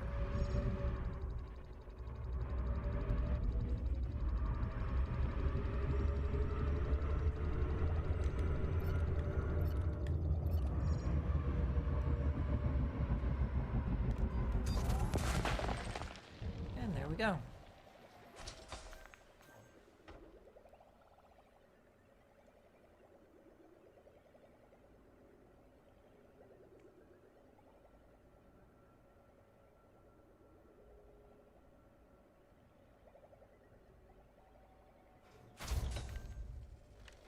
Alrighty.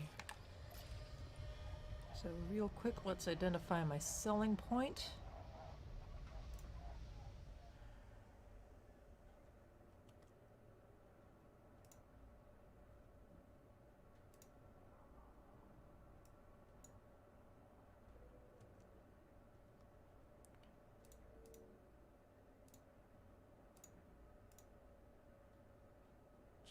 Right there. Market.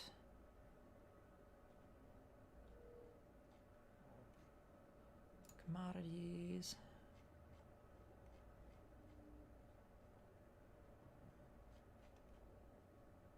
There we are. Void opals. Selling price. Fair in a number of places.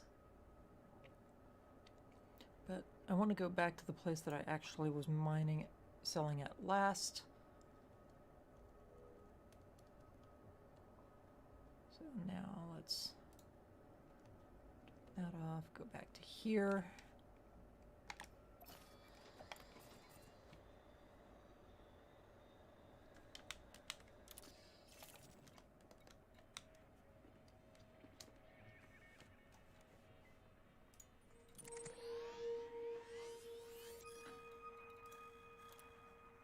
And because I've been here once before, I do have all of my mappings.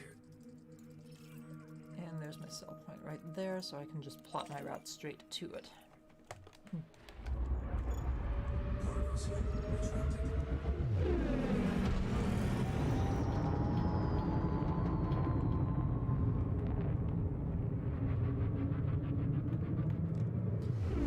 Just need to break free of the mass lock from the ring system.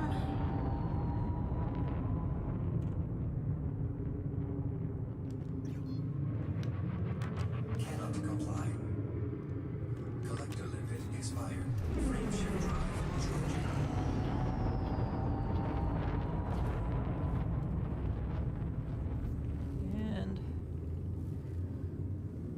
Off to sell we go. 4, 3, 2, 1.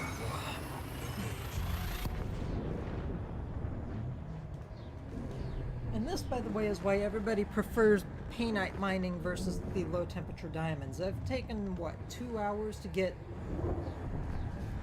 just under 100 tons worth of cargo via the opal mining. Granted, I've had better runs, but still. It's taken me a good chunk of time to actually get to the system. It's taken me a good time to go through everything and find the deposits. And it's just overall time consuming.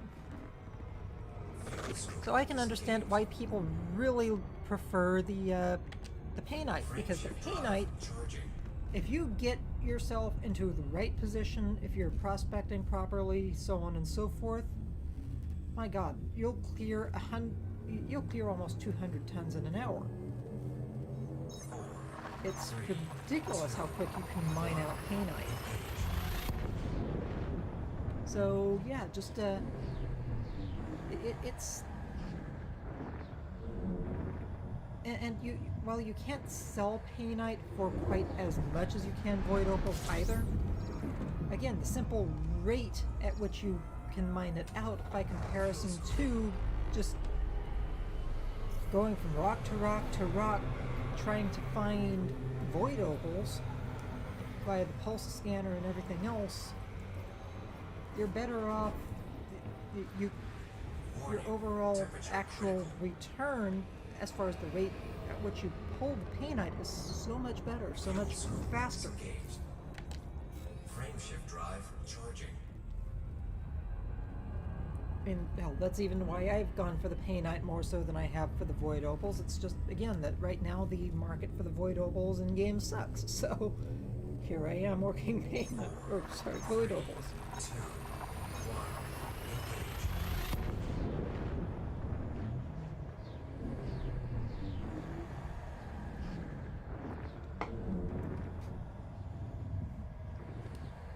To a certain degree, some of you might get lucky. Maybe I'll get interdicted on my way there and you'll get to see me either turn tail and run, or try to use this thing in some degree of combat. In fact, it's entirely possible I'm going to get jumped right here and now because, yep. Won't bother with the interdictor.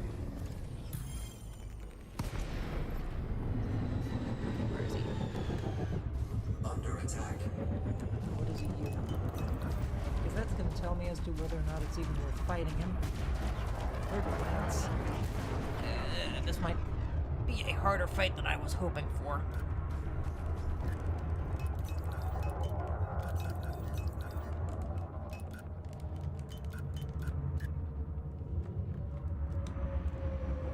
Get my hard points out there. I should be able to fight this guy, though.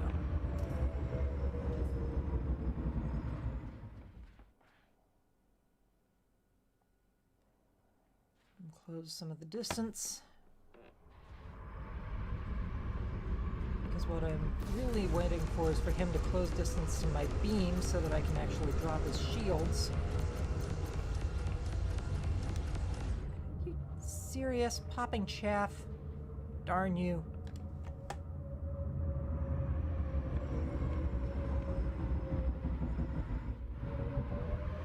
He's keeping his distance too. That's annoying as hell.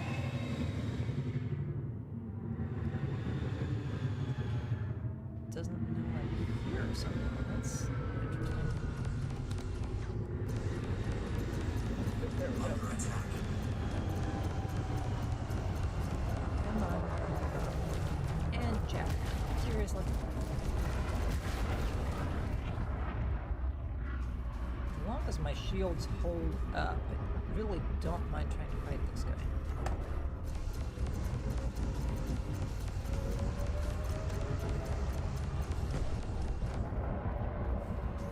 Although it would be really nice if I could actually, like, oh, I don't know, hit him because he keeps popping his chaff.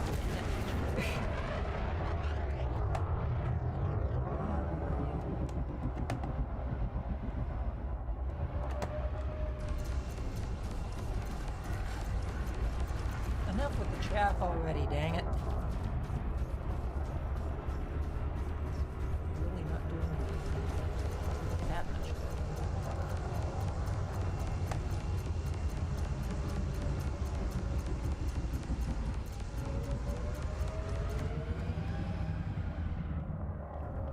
Under attack.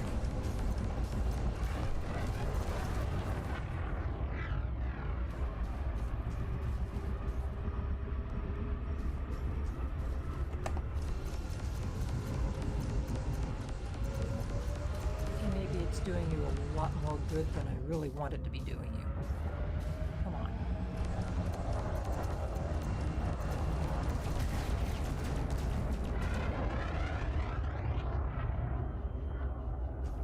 I'll be using buy leaves for that shield recharge too.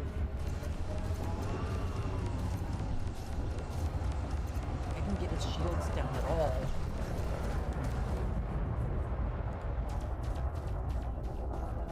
If my shields drop too much, I'm just gonna cut and run because I really do not want to be in a war of attrition with somebody. Under attack. Come on.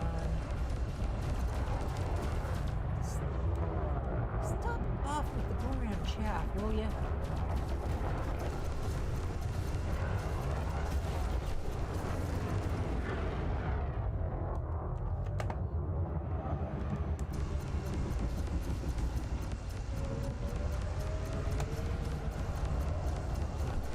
Target shields off. Shields are down. Finally. That took a lot longer than it needed to.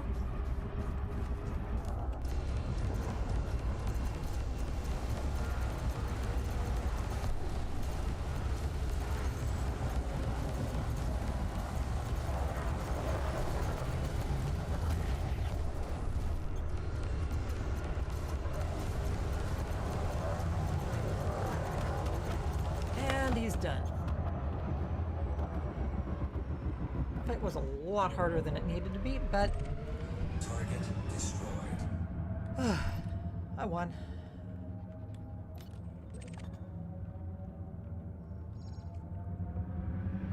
And you dropped some good engineering materials too. That's worth picking up. Cargo suit deployed. Programming limpet drone. Programming limpet drone. Collector limpet expired. Programming limpet drone.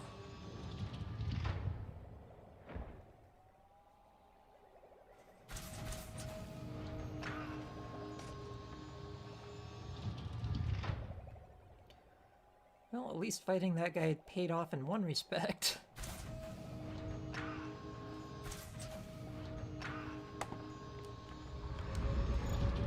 Cargo suit retracted.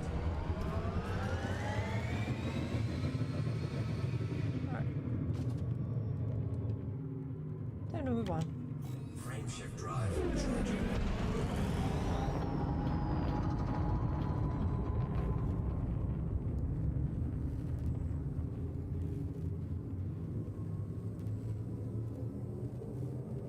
Four, three, two, one. Engage.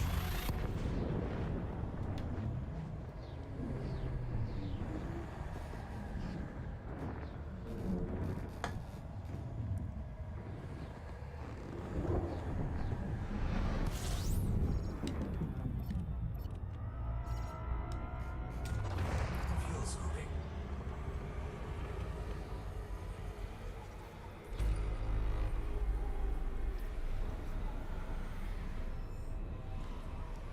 Doing my fuel scooping, I really have to be careful because if I drop too Fuel close, suit disengaged.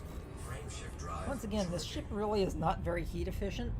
So if I get too close to a star and it drops me out of Super Cruise, I generally tend to start losing health Four, three, two.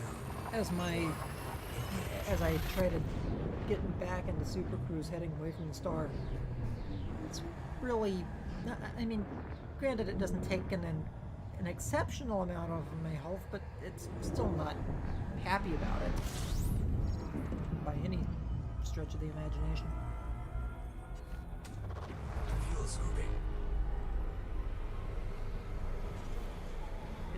just for a moment, pick up some fuel so I don't have to pay full fuel tank fill up.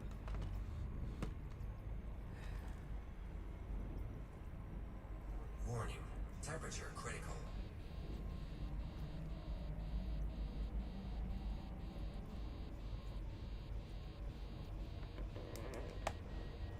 Fuel scooping complete. Warning. Taking heat damage. Just a little too close apparently. But apparently my hull wasn't that affected by it because I haven't lost a single percent, so. Now, we make the, 4 or 5 minute jump to the actual selling station.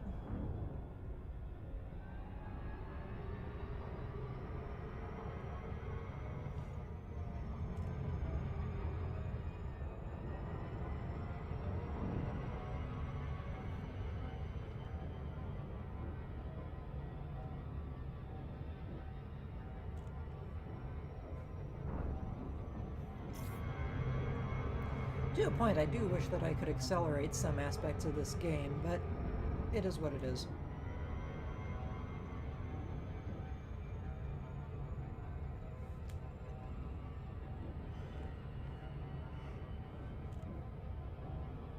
Minor shifts and adjustments here and there just to get me in line on target.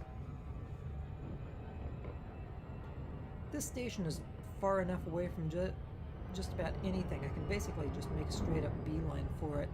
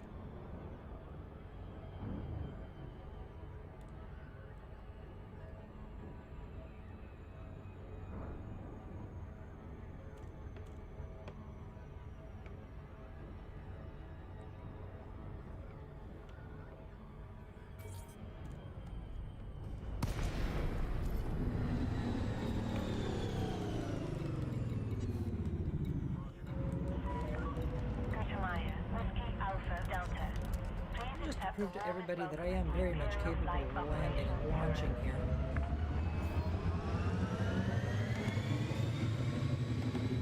Because I know I didn't really show that off.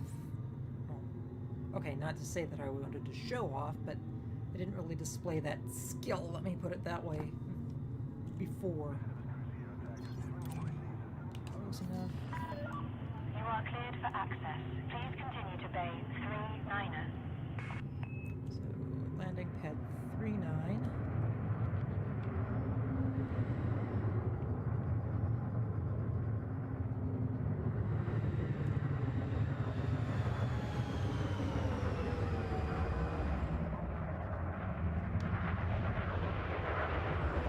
Siren detected.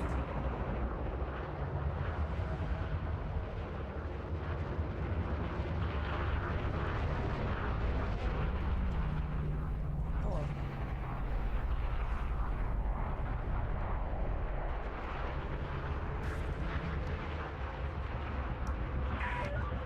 Warning, Commander. Please fly more carefully.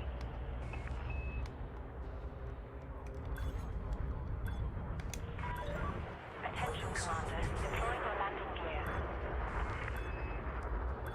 Seriously?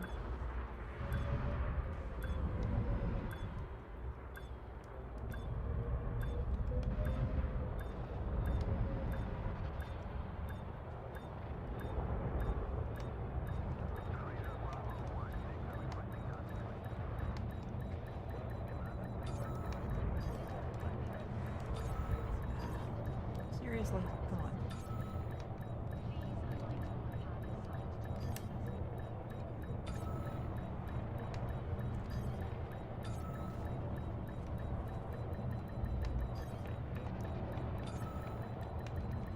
Okay, something apparently got turned off here. Like my landing gear. Dang it. Actually, I had my landing gear out. I thought I deployed them, but I guess I didn't. Landing gear deployed. Seriously? There we go. Well, that was a lousy showing, wasn't it? Successful. Please shut down systems.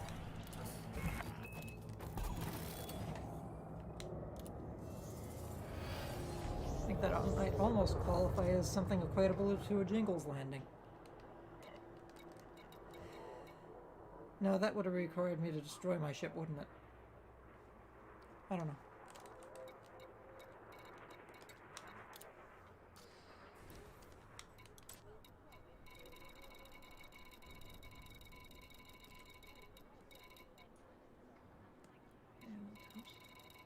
There we go. So, picked up 83 void opals for that entire run, earned 15 million credits in profit. And now, because I also have the low temperature diamonds in there, and for this run they're just basically gravy. 4.2 million credits for 16 units of low temperature diamonds. And again, just little gravy on top of what I already had. Definitely not going to go hunting down one of the few good sale points for the low temps though. So now, let's see if I can track down my next objective. And this one is going to need a different site.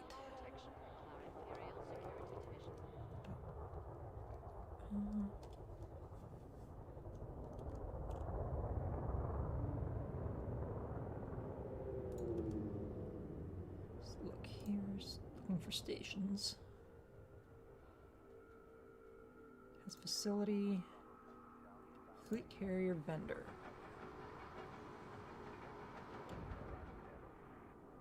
And it is, I'm looking for somebody near, where is it? There's the reference system. Lear. Find. Hopping 13 stations. The closest is Kuo Terminal in Gagiko O.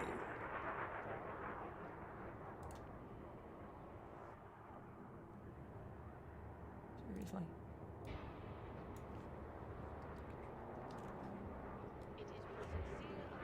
So now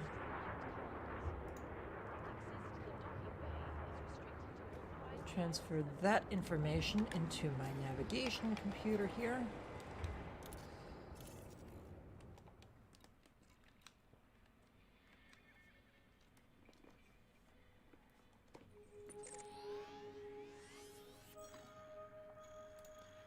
And it's a system I haven't been to before either, so I'm gonna have to get there before I can actually track my station. But when I get there, I am looking for Kuo Terminal.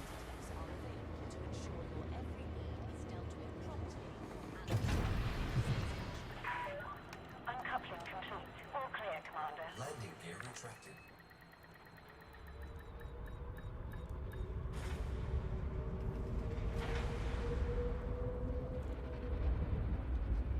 Let's see if I can do this one without crashing into anybody this time.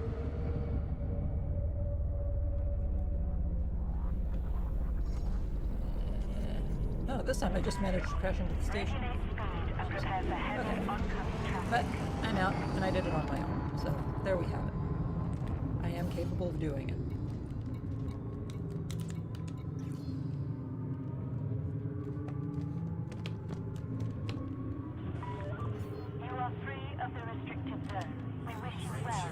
journey. Charging.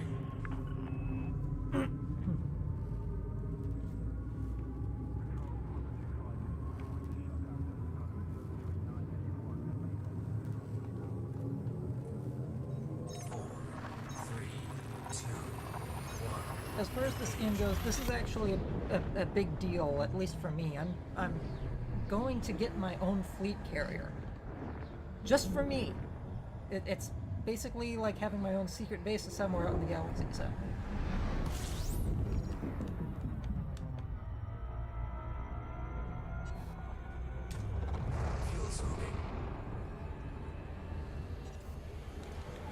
If all goes well, maybe you'll get a, especially once I actually get around to using it as what I want to use it for, maybe you'll actually get exploration updates as time goes on. Frameshift drive charging.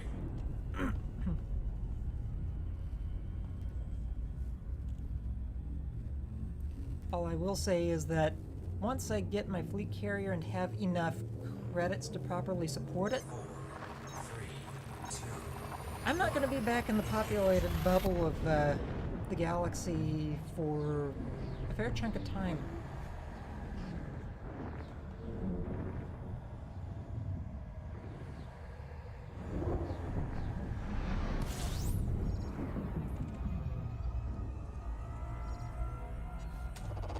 Fuel scooping.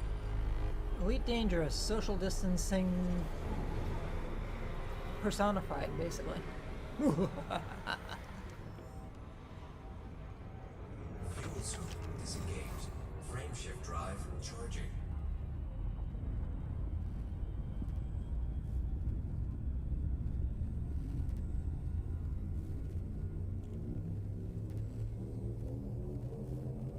Four, three, two, one. Engage.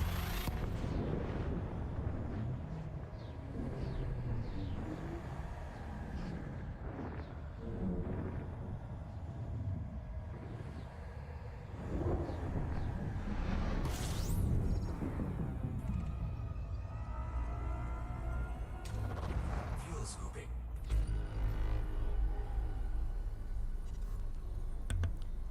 Seeing a lot of fleet carriers around this system, I wonder why.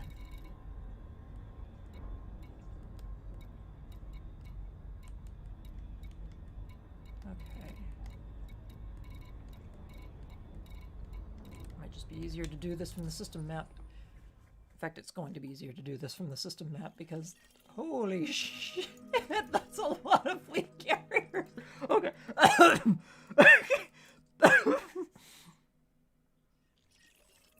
Okay.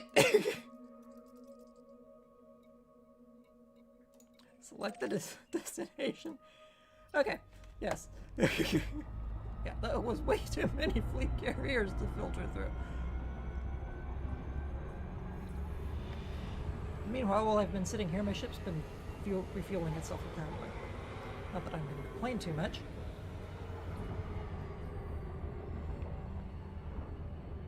Fuel scoop disengaged.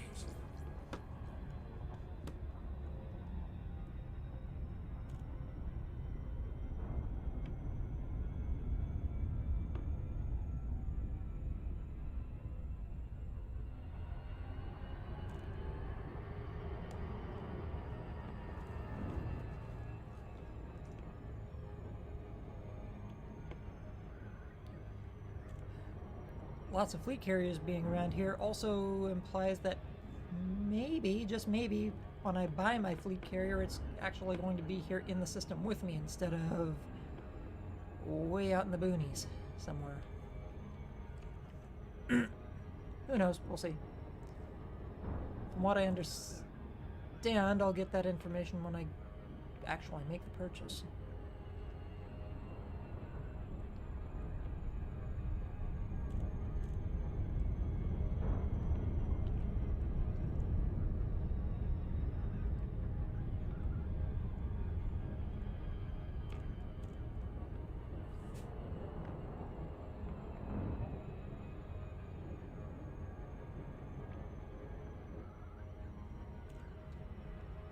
Planetary locked stations. slow down so much to get to them. Alright, so now.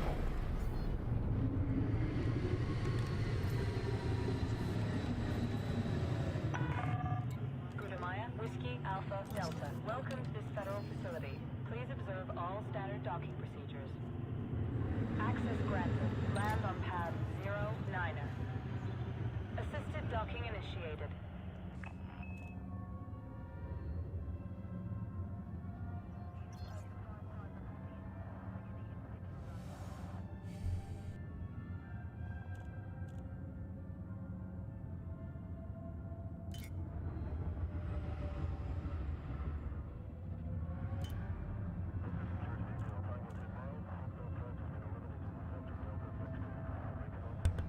Oh, one other minor note that I'll give you. Scan detected. Granted, I'm not promoting it or anything. I'm not promoting alcoholism or anything like that. I want to get that right out there. But trying to play Elite Dangerous drunk when you're doing the auto docking and then the ship starts doing flips and turns and twists and whatever, trying to get into the dock, it's really rather disconcerting. And I will say that I know only from a little bit of experience, I don't drink that often. Landing gear But deployed. yeah. Anyway.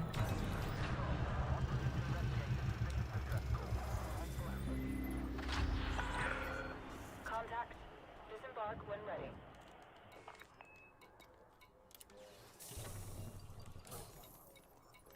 So where am I going here? That was right first in the first round. 4 small, 4 medium, 8 large landing pads.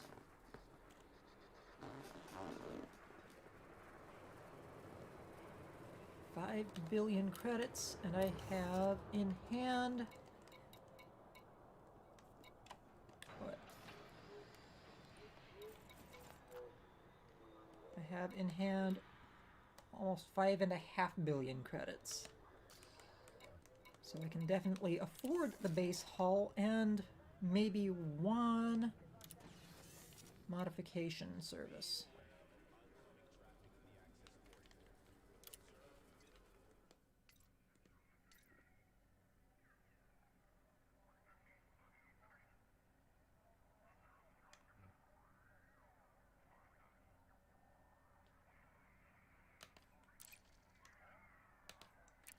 Okay, really don't need that.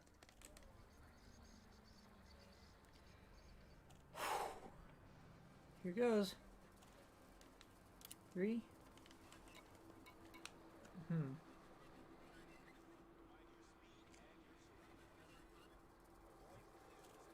What should I call it?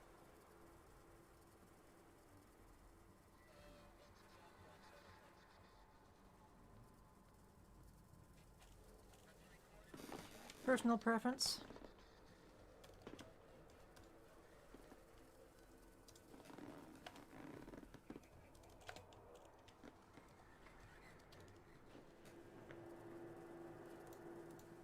Apparently I don't get to change my ID tag. Confirm purchase.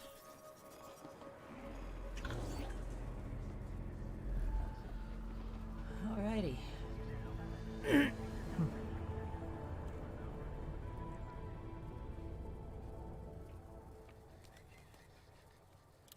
So, where is it?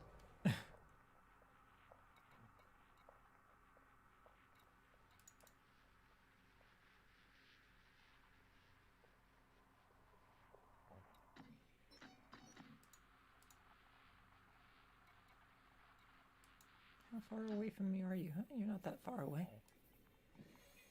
One decent jump.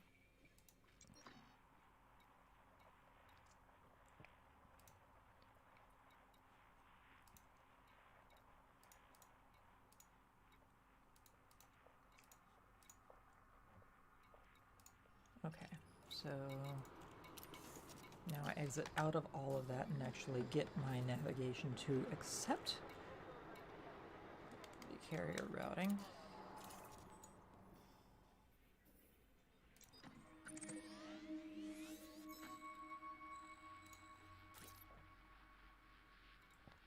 haven't been to that system before, so...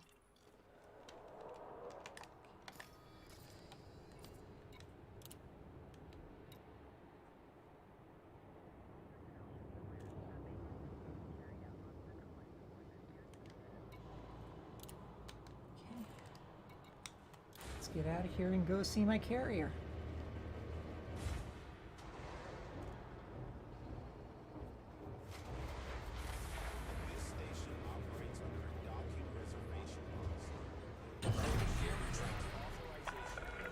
Docking clamps retracted. Depart when ready, Commander.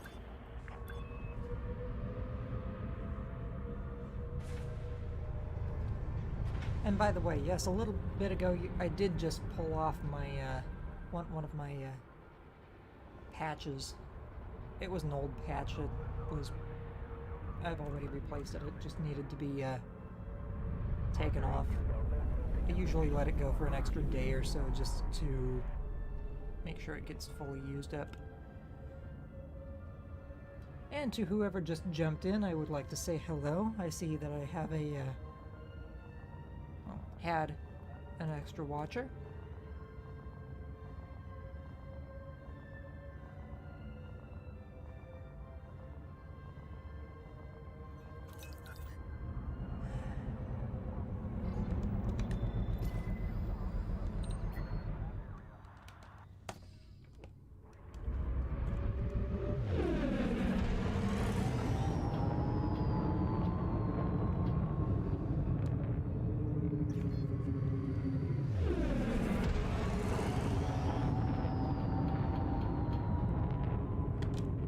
Frameshift drive charging.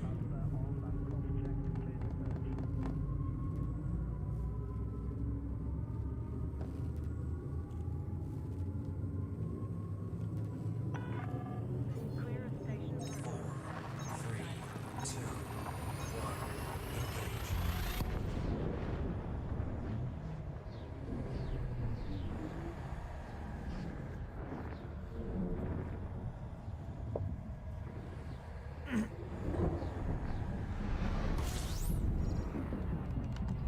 So where's my ship?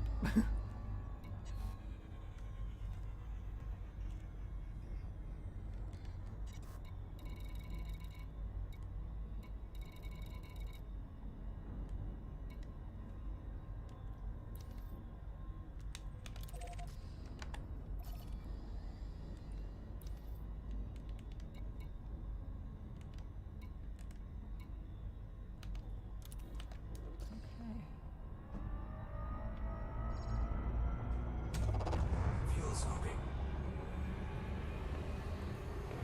Now, all I've done so far with the carrier is basically just buy the hull. I have not bought any special services or anything on it yet.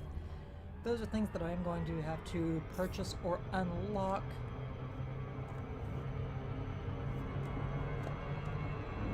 in time. Ah, shit. Seriously. I overshoot my own carrier for crying out loud.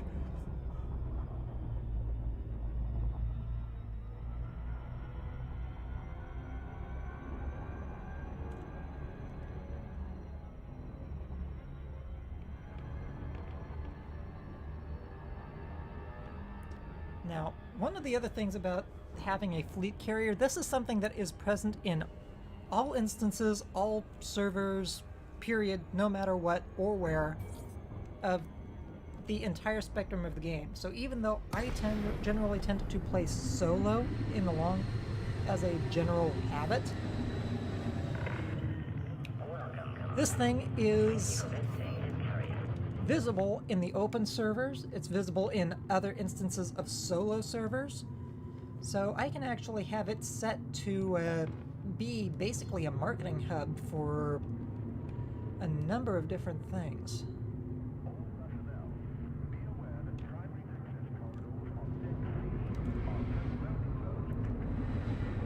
That, in a way, is a thing of beauty. It's my own ship, my own fleet carrier, this big honking thing. Let's turn off the night vision so I can actually see it properly.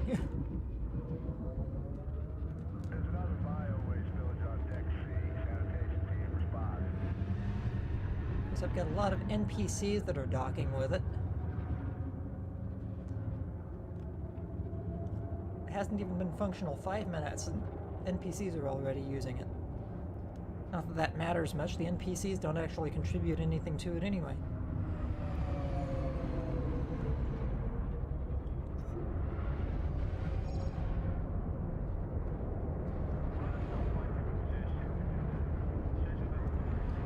Check out the engine nacelles. Scan detected. You're scanning me as a possible threat to my own ship? Are you kidding me?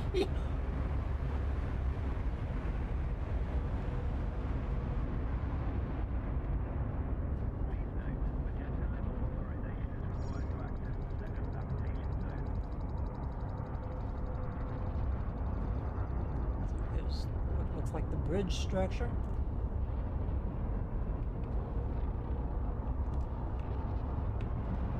Maybe it's just an observation deck, I don't know.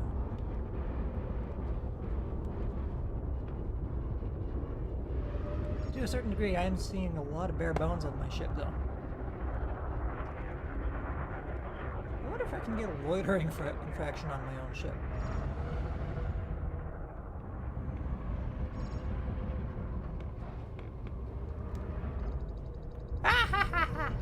Screw you! Okay. Nope, I do not get a loitering infraction for blocking one of the pads on my own ship. Awesome.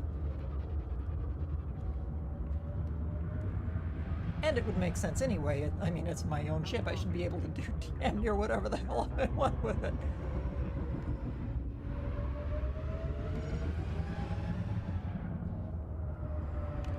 Alrighty, so I guess I should go ahead and actually land here. Docking request Scan accepted. detected. Proceed to your designated path, Commander. Request accepted. Landing gear deployed. Land and see what I'm dealing with. Landing gear retracted.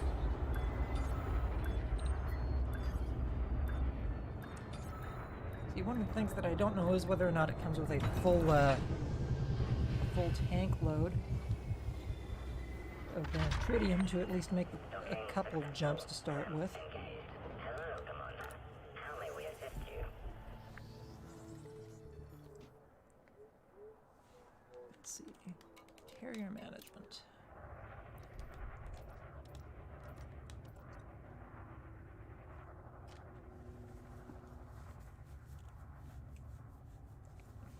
Basic costs.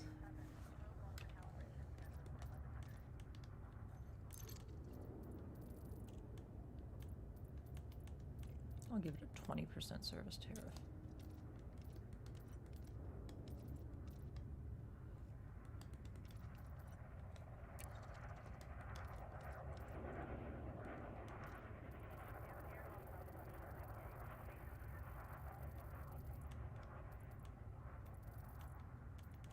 Give it about 100 million in credit balance just for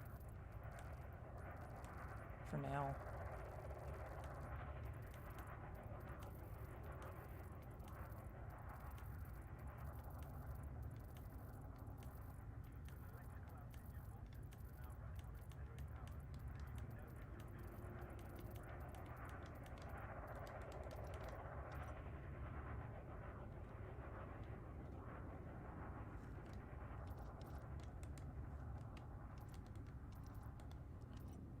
Services.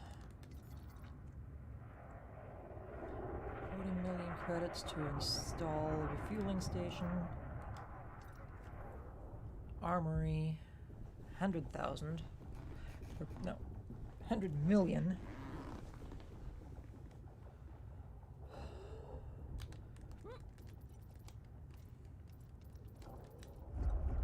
Under attack.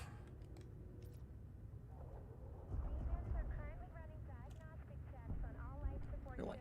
Okay.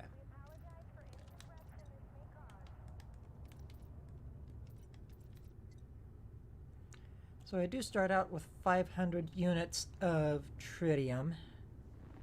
That gives me at least one decent, maybe two decent jumps actually.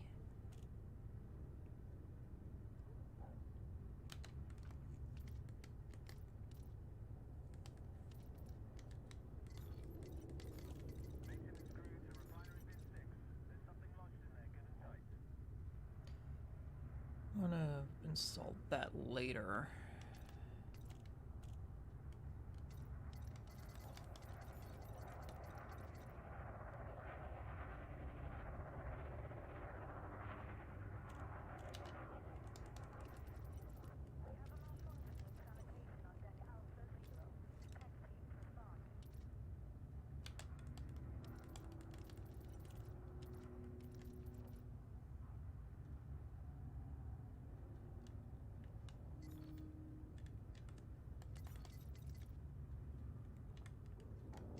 I think for right now, I'll go back into my balance. Deposit another, say, 90 million.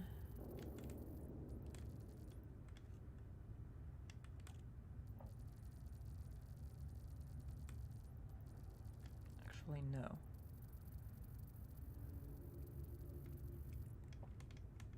Go 150 million, that way I can get the restock and refuel modules installed.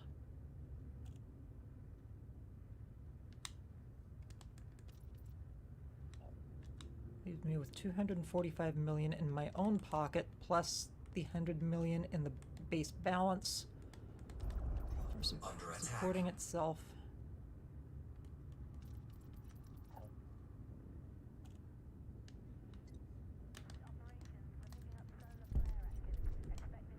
Services,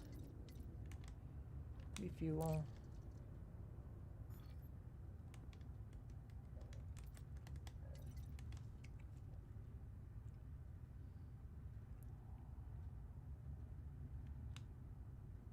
Install the repair crew. Or armory. Balance is still at 115 million. Budget, let's go ahead and deposit like 35 million more, just get the basic services in there.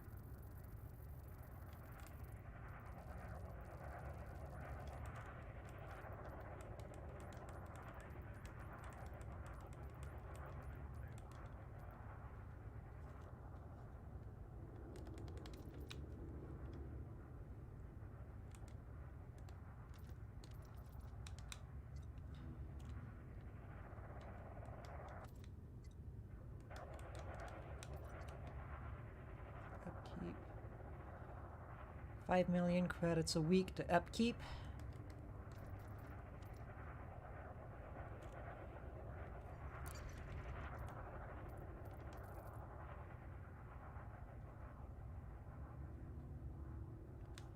Sure, may as well go ahead and do that.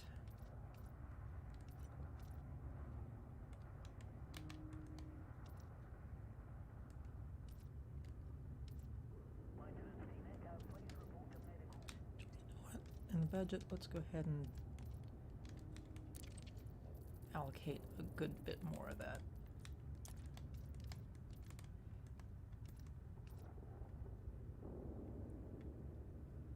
So,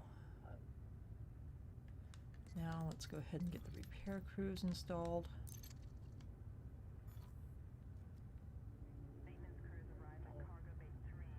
And there we go.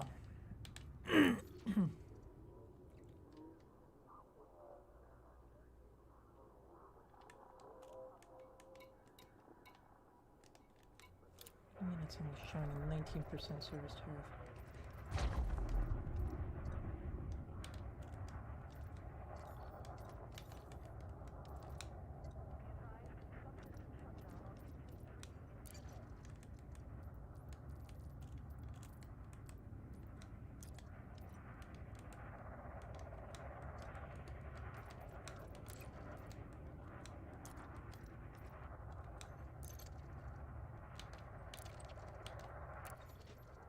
There we go.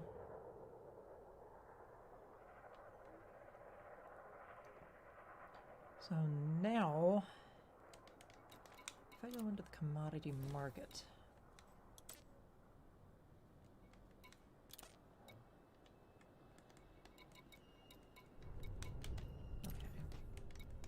like that's something I have to manage directly as well. Commodity training, manage market. Want tritium. Trade. Primarily to buy.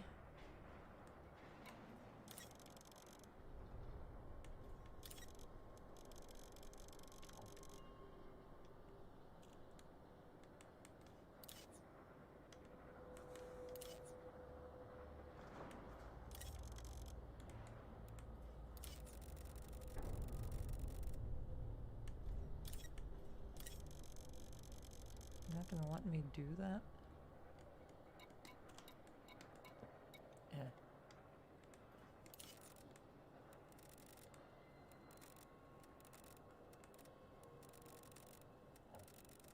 Let's just tailor that a little bit. I guess apply that there then.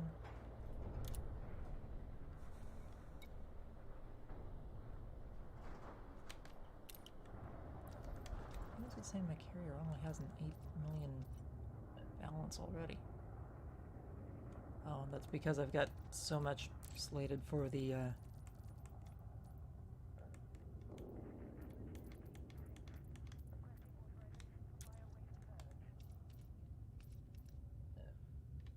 okay, there we go.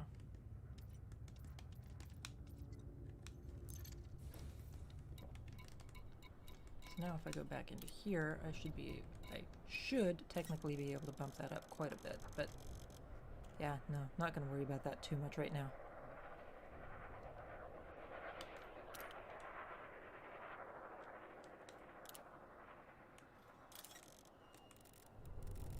I'll bump this up to like 500 units.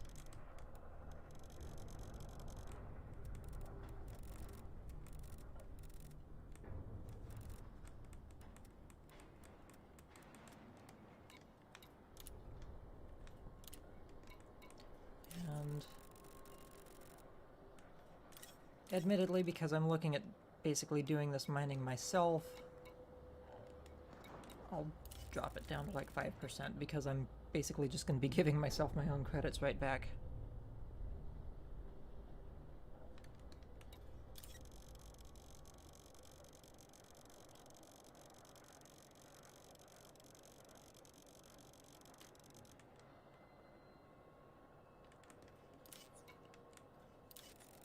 Actually, now that I think about it, if I'm looking in my commodity, if I'm looking in my actual commodity market, okay, good, that is showing up as sale, not, okay.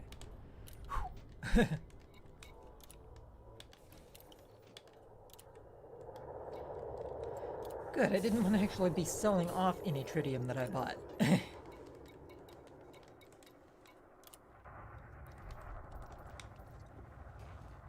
Manage market. Back to that. Okay, where am I? There we go.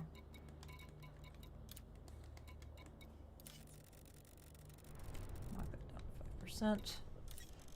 And just knock this up a good fair bit.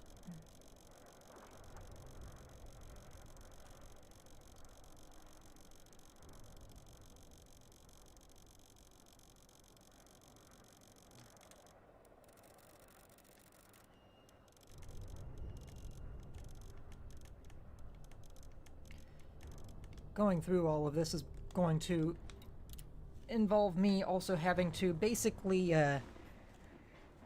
restructure my my cutter to carry as much cargo as I can without really killing the ability of it to find anything either.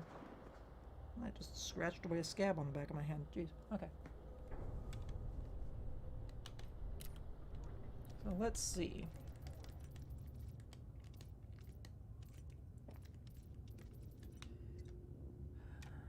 What is a good place to mine tritium? I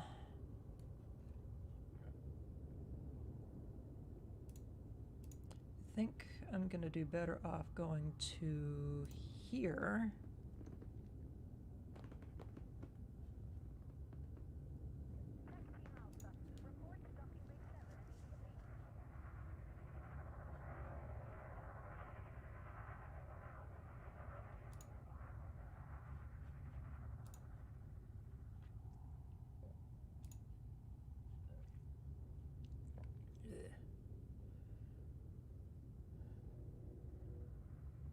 Well, I know we've got at least one tritium hotspot in Boran, so I may as well just set it to go right back there. Assuming I have a good spot to actually park my carrier there.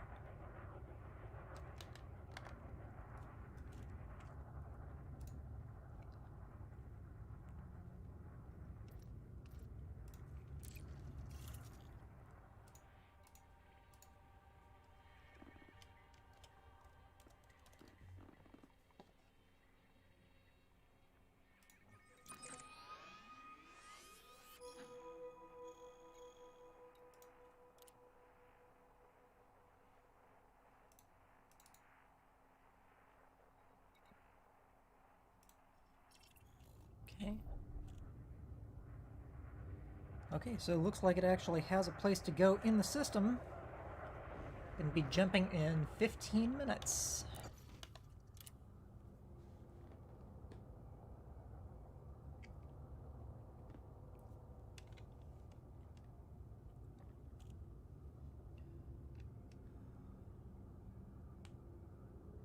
You know, we've seen a whole bunch of people go for carrier jump outs. I think I'm gonna set myself to go to Boran and see the jump in, if possible.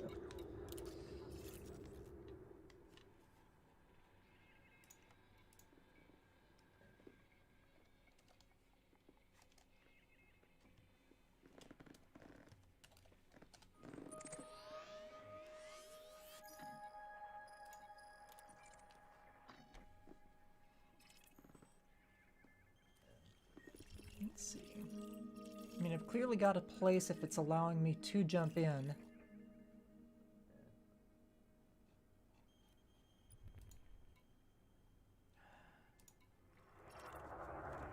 Alright.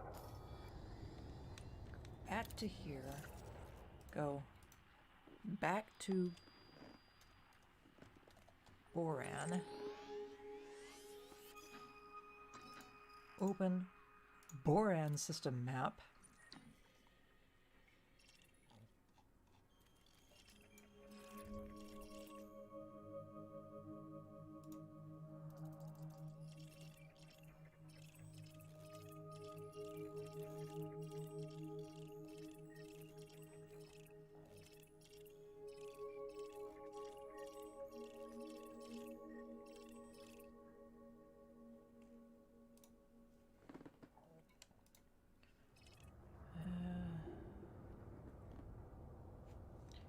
You know what? Let's see if I can do a quick search to see if it's even possible to see a jump in of a fleet carrier.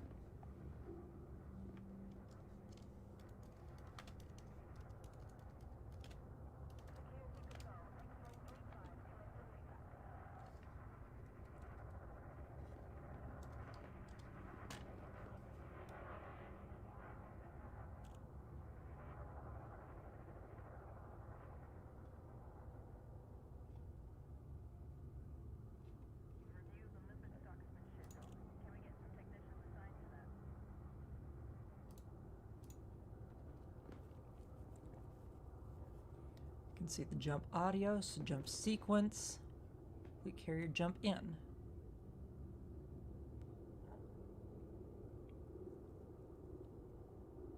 Control, this is Unit Hotel 55. Commencing live fire training scenario.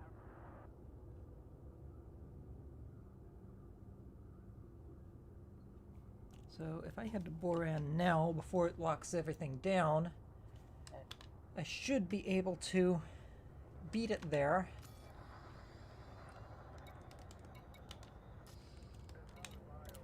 And basically wait for it to come in. Ship release confirmed. Ship departure confirmed. Scan detected. Why are you scanning me? It's my own ship. Crying out loud.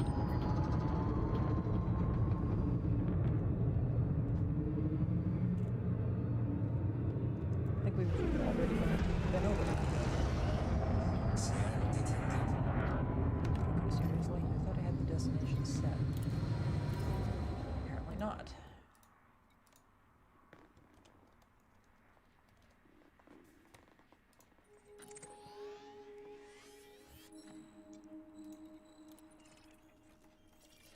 already know at least what the destination planet is going to be.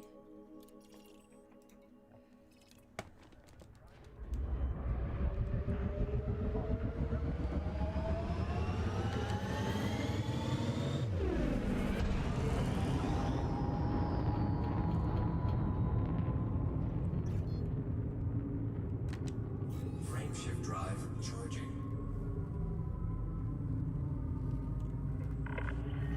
Departure complete. Good luck, Commander.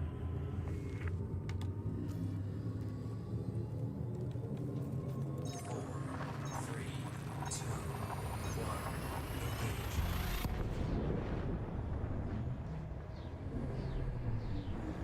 Engage.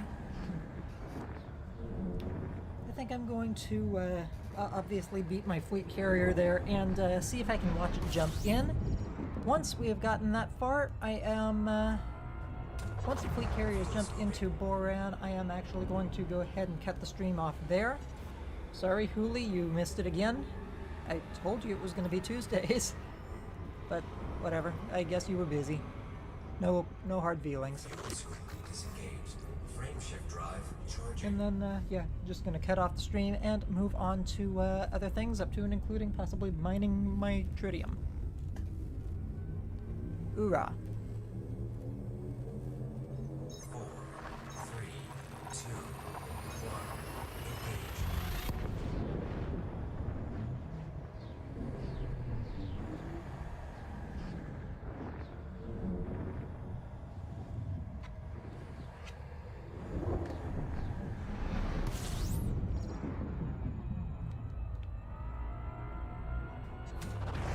Fuel scooping.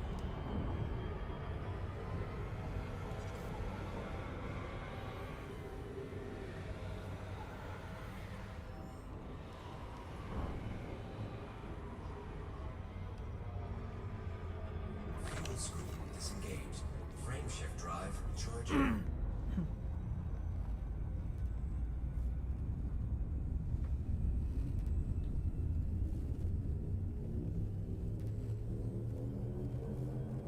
Four, three, two, one. Engage.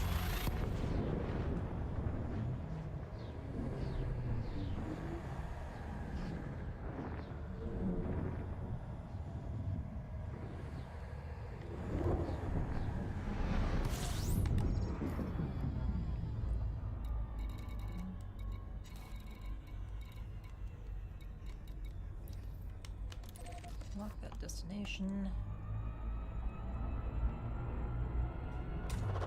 Fuel scooping.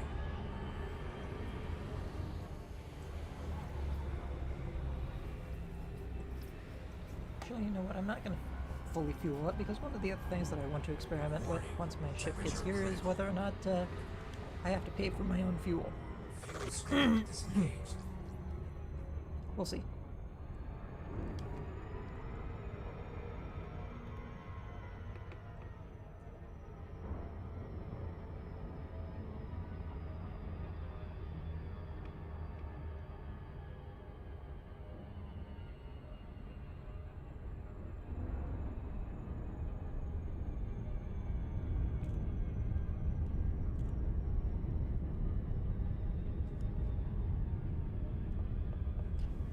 Of course, one of the other things that I'm going to experiment with is whether or not I actually can transfer all of my modules and ships to the carrier without having to have shipyard and outfitting services installed.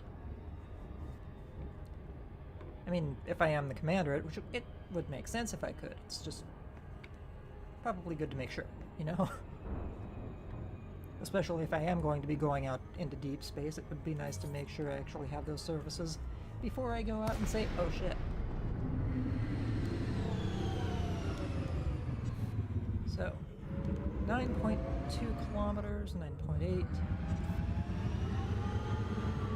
I think I want to close to about 5 kilometers to watch this. This is going to be fun.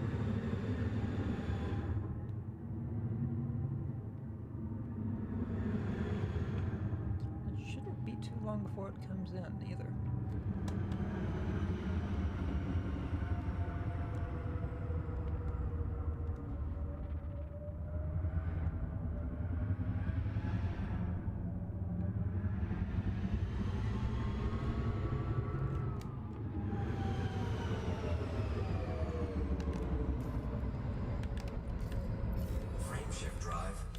I do not want my frame shift to drive. Frame shift drive charging. Alright, so 5 minutes to the jump. It should be starting to lock down all of its hangars and everything already. It's sad, but I'm so excited about this. I do like that I can remotely manage the, I do like that I can remotely manage everything. That is awesome.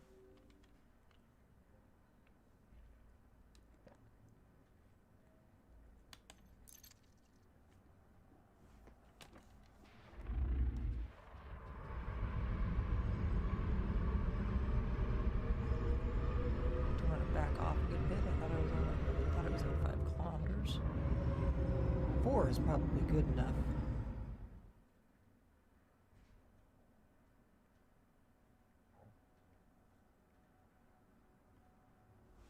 I will be back momentarily, definitely before this thing jumps in.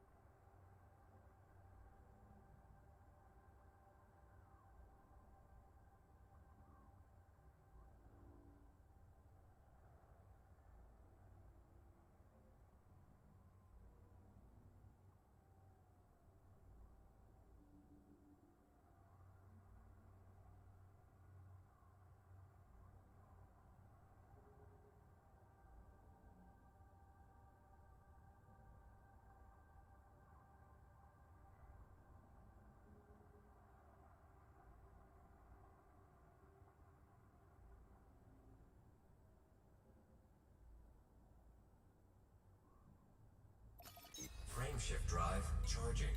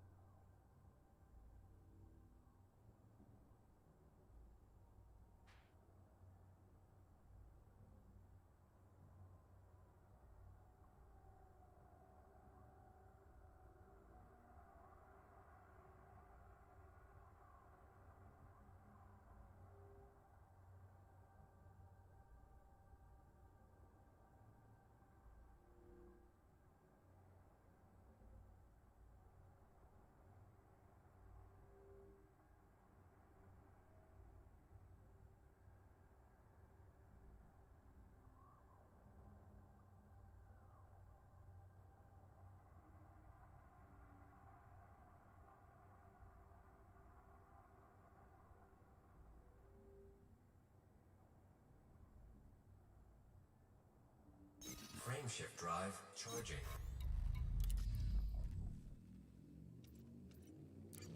Ready to engage. Frame shift drive charging. 1 minute 30.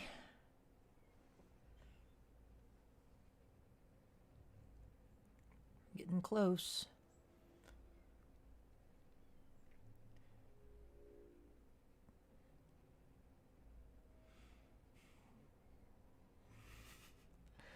I'm okay. Yes, I am a little, almost way too excited about this. I'm sorry. A lot of this.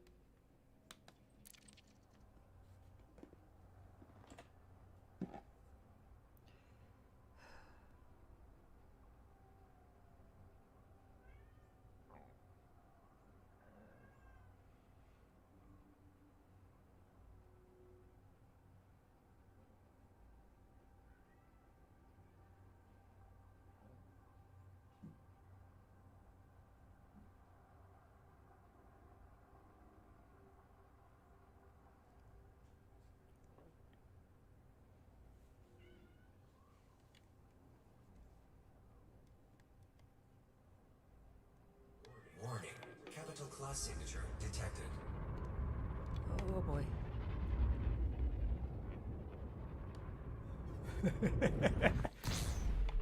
Yes.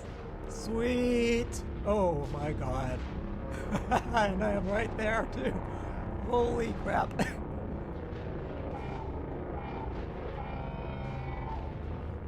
Oh, that is beautiful.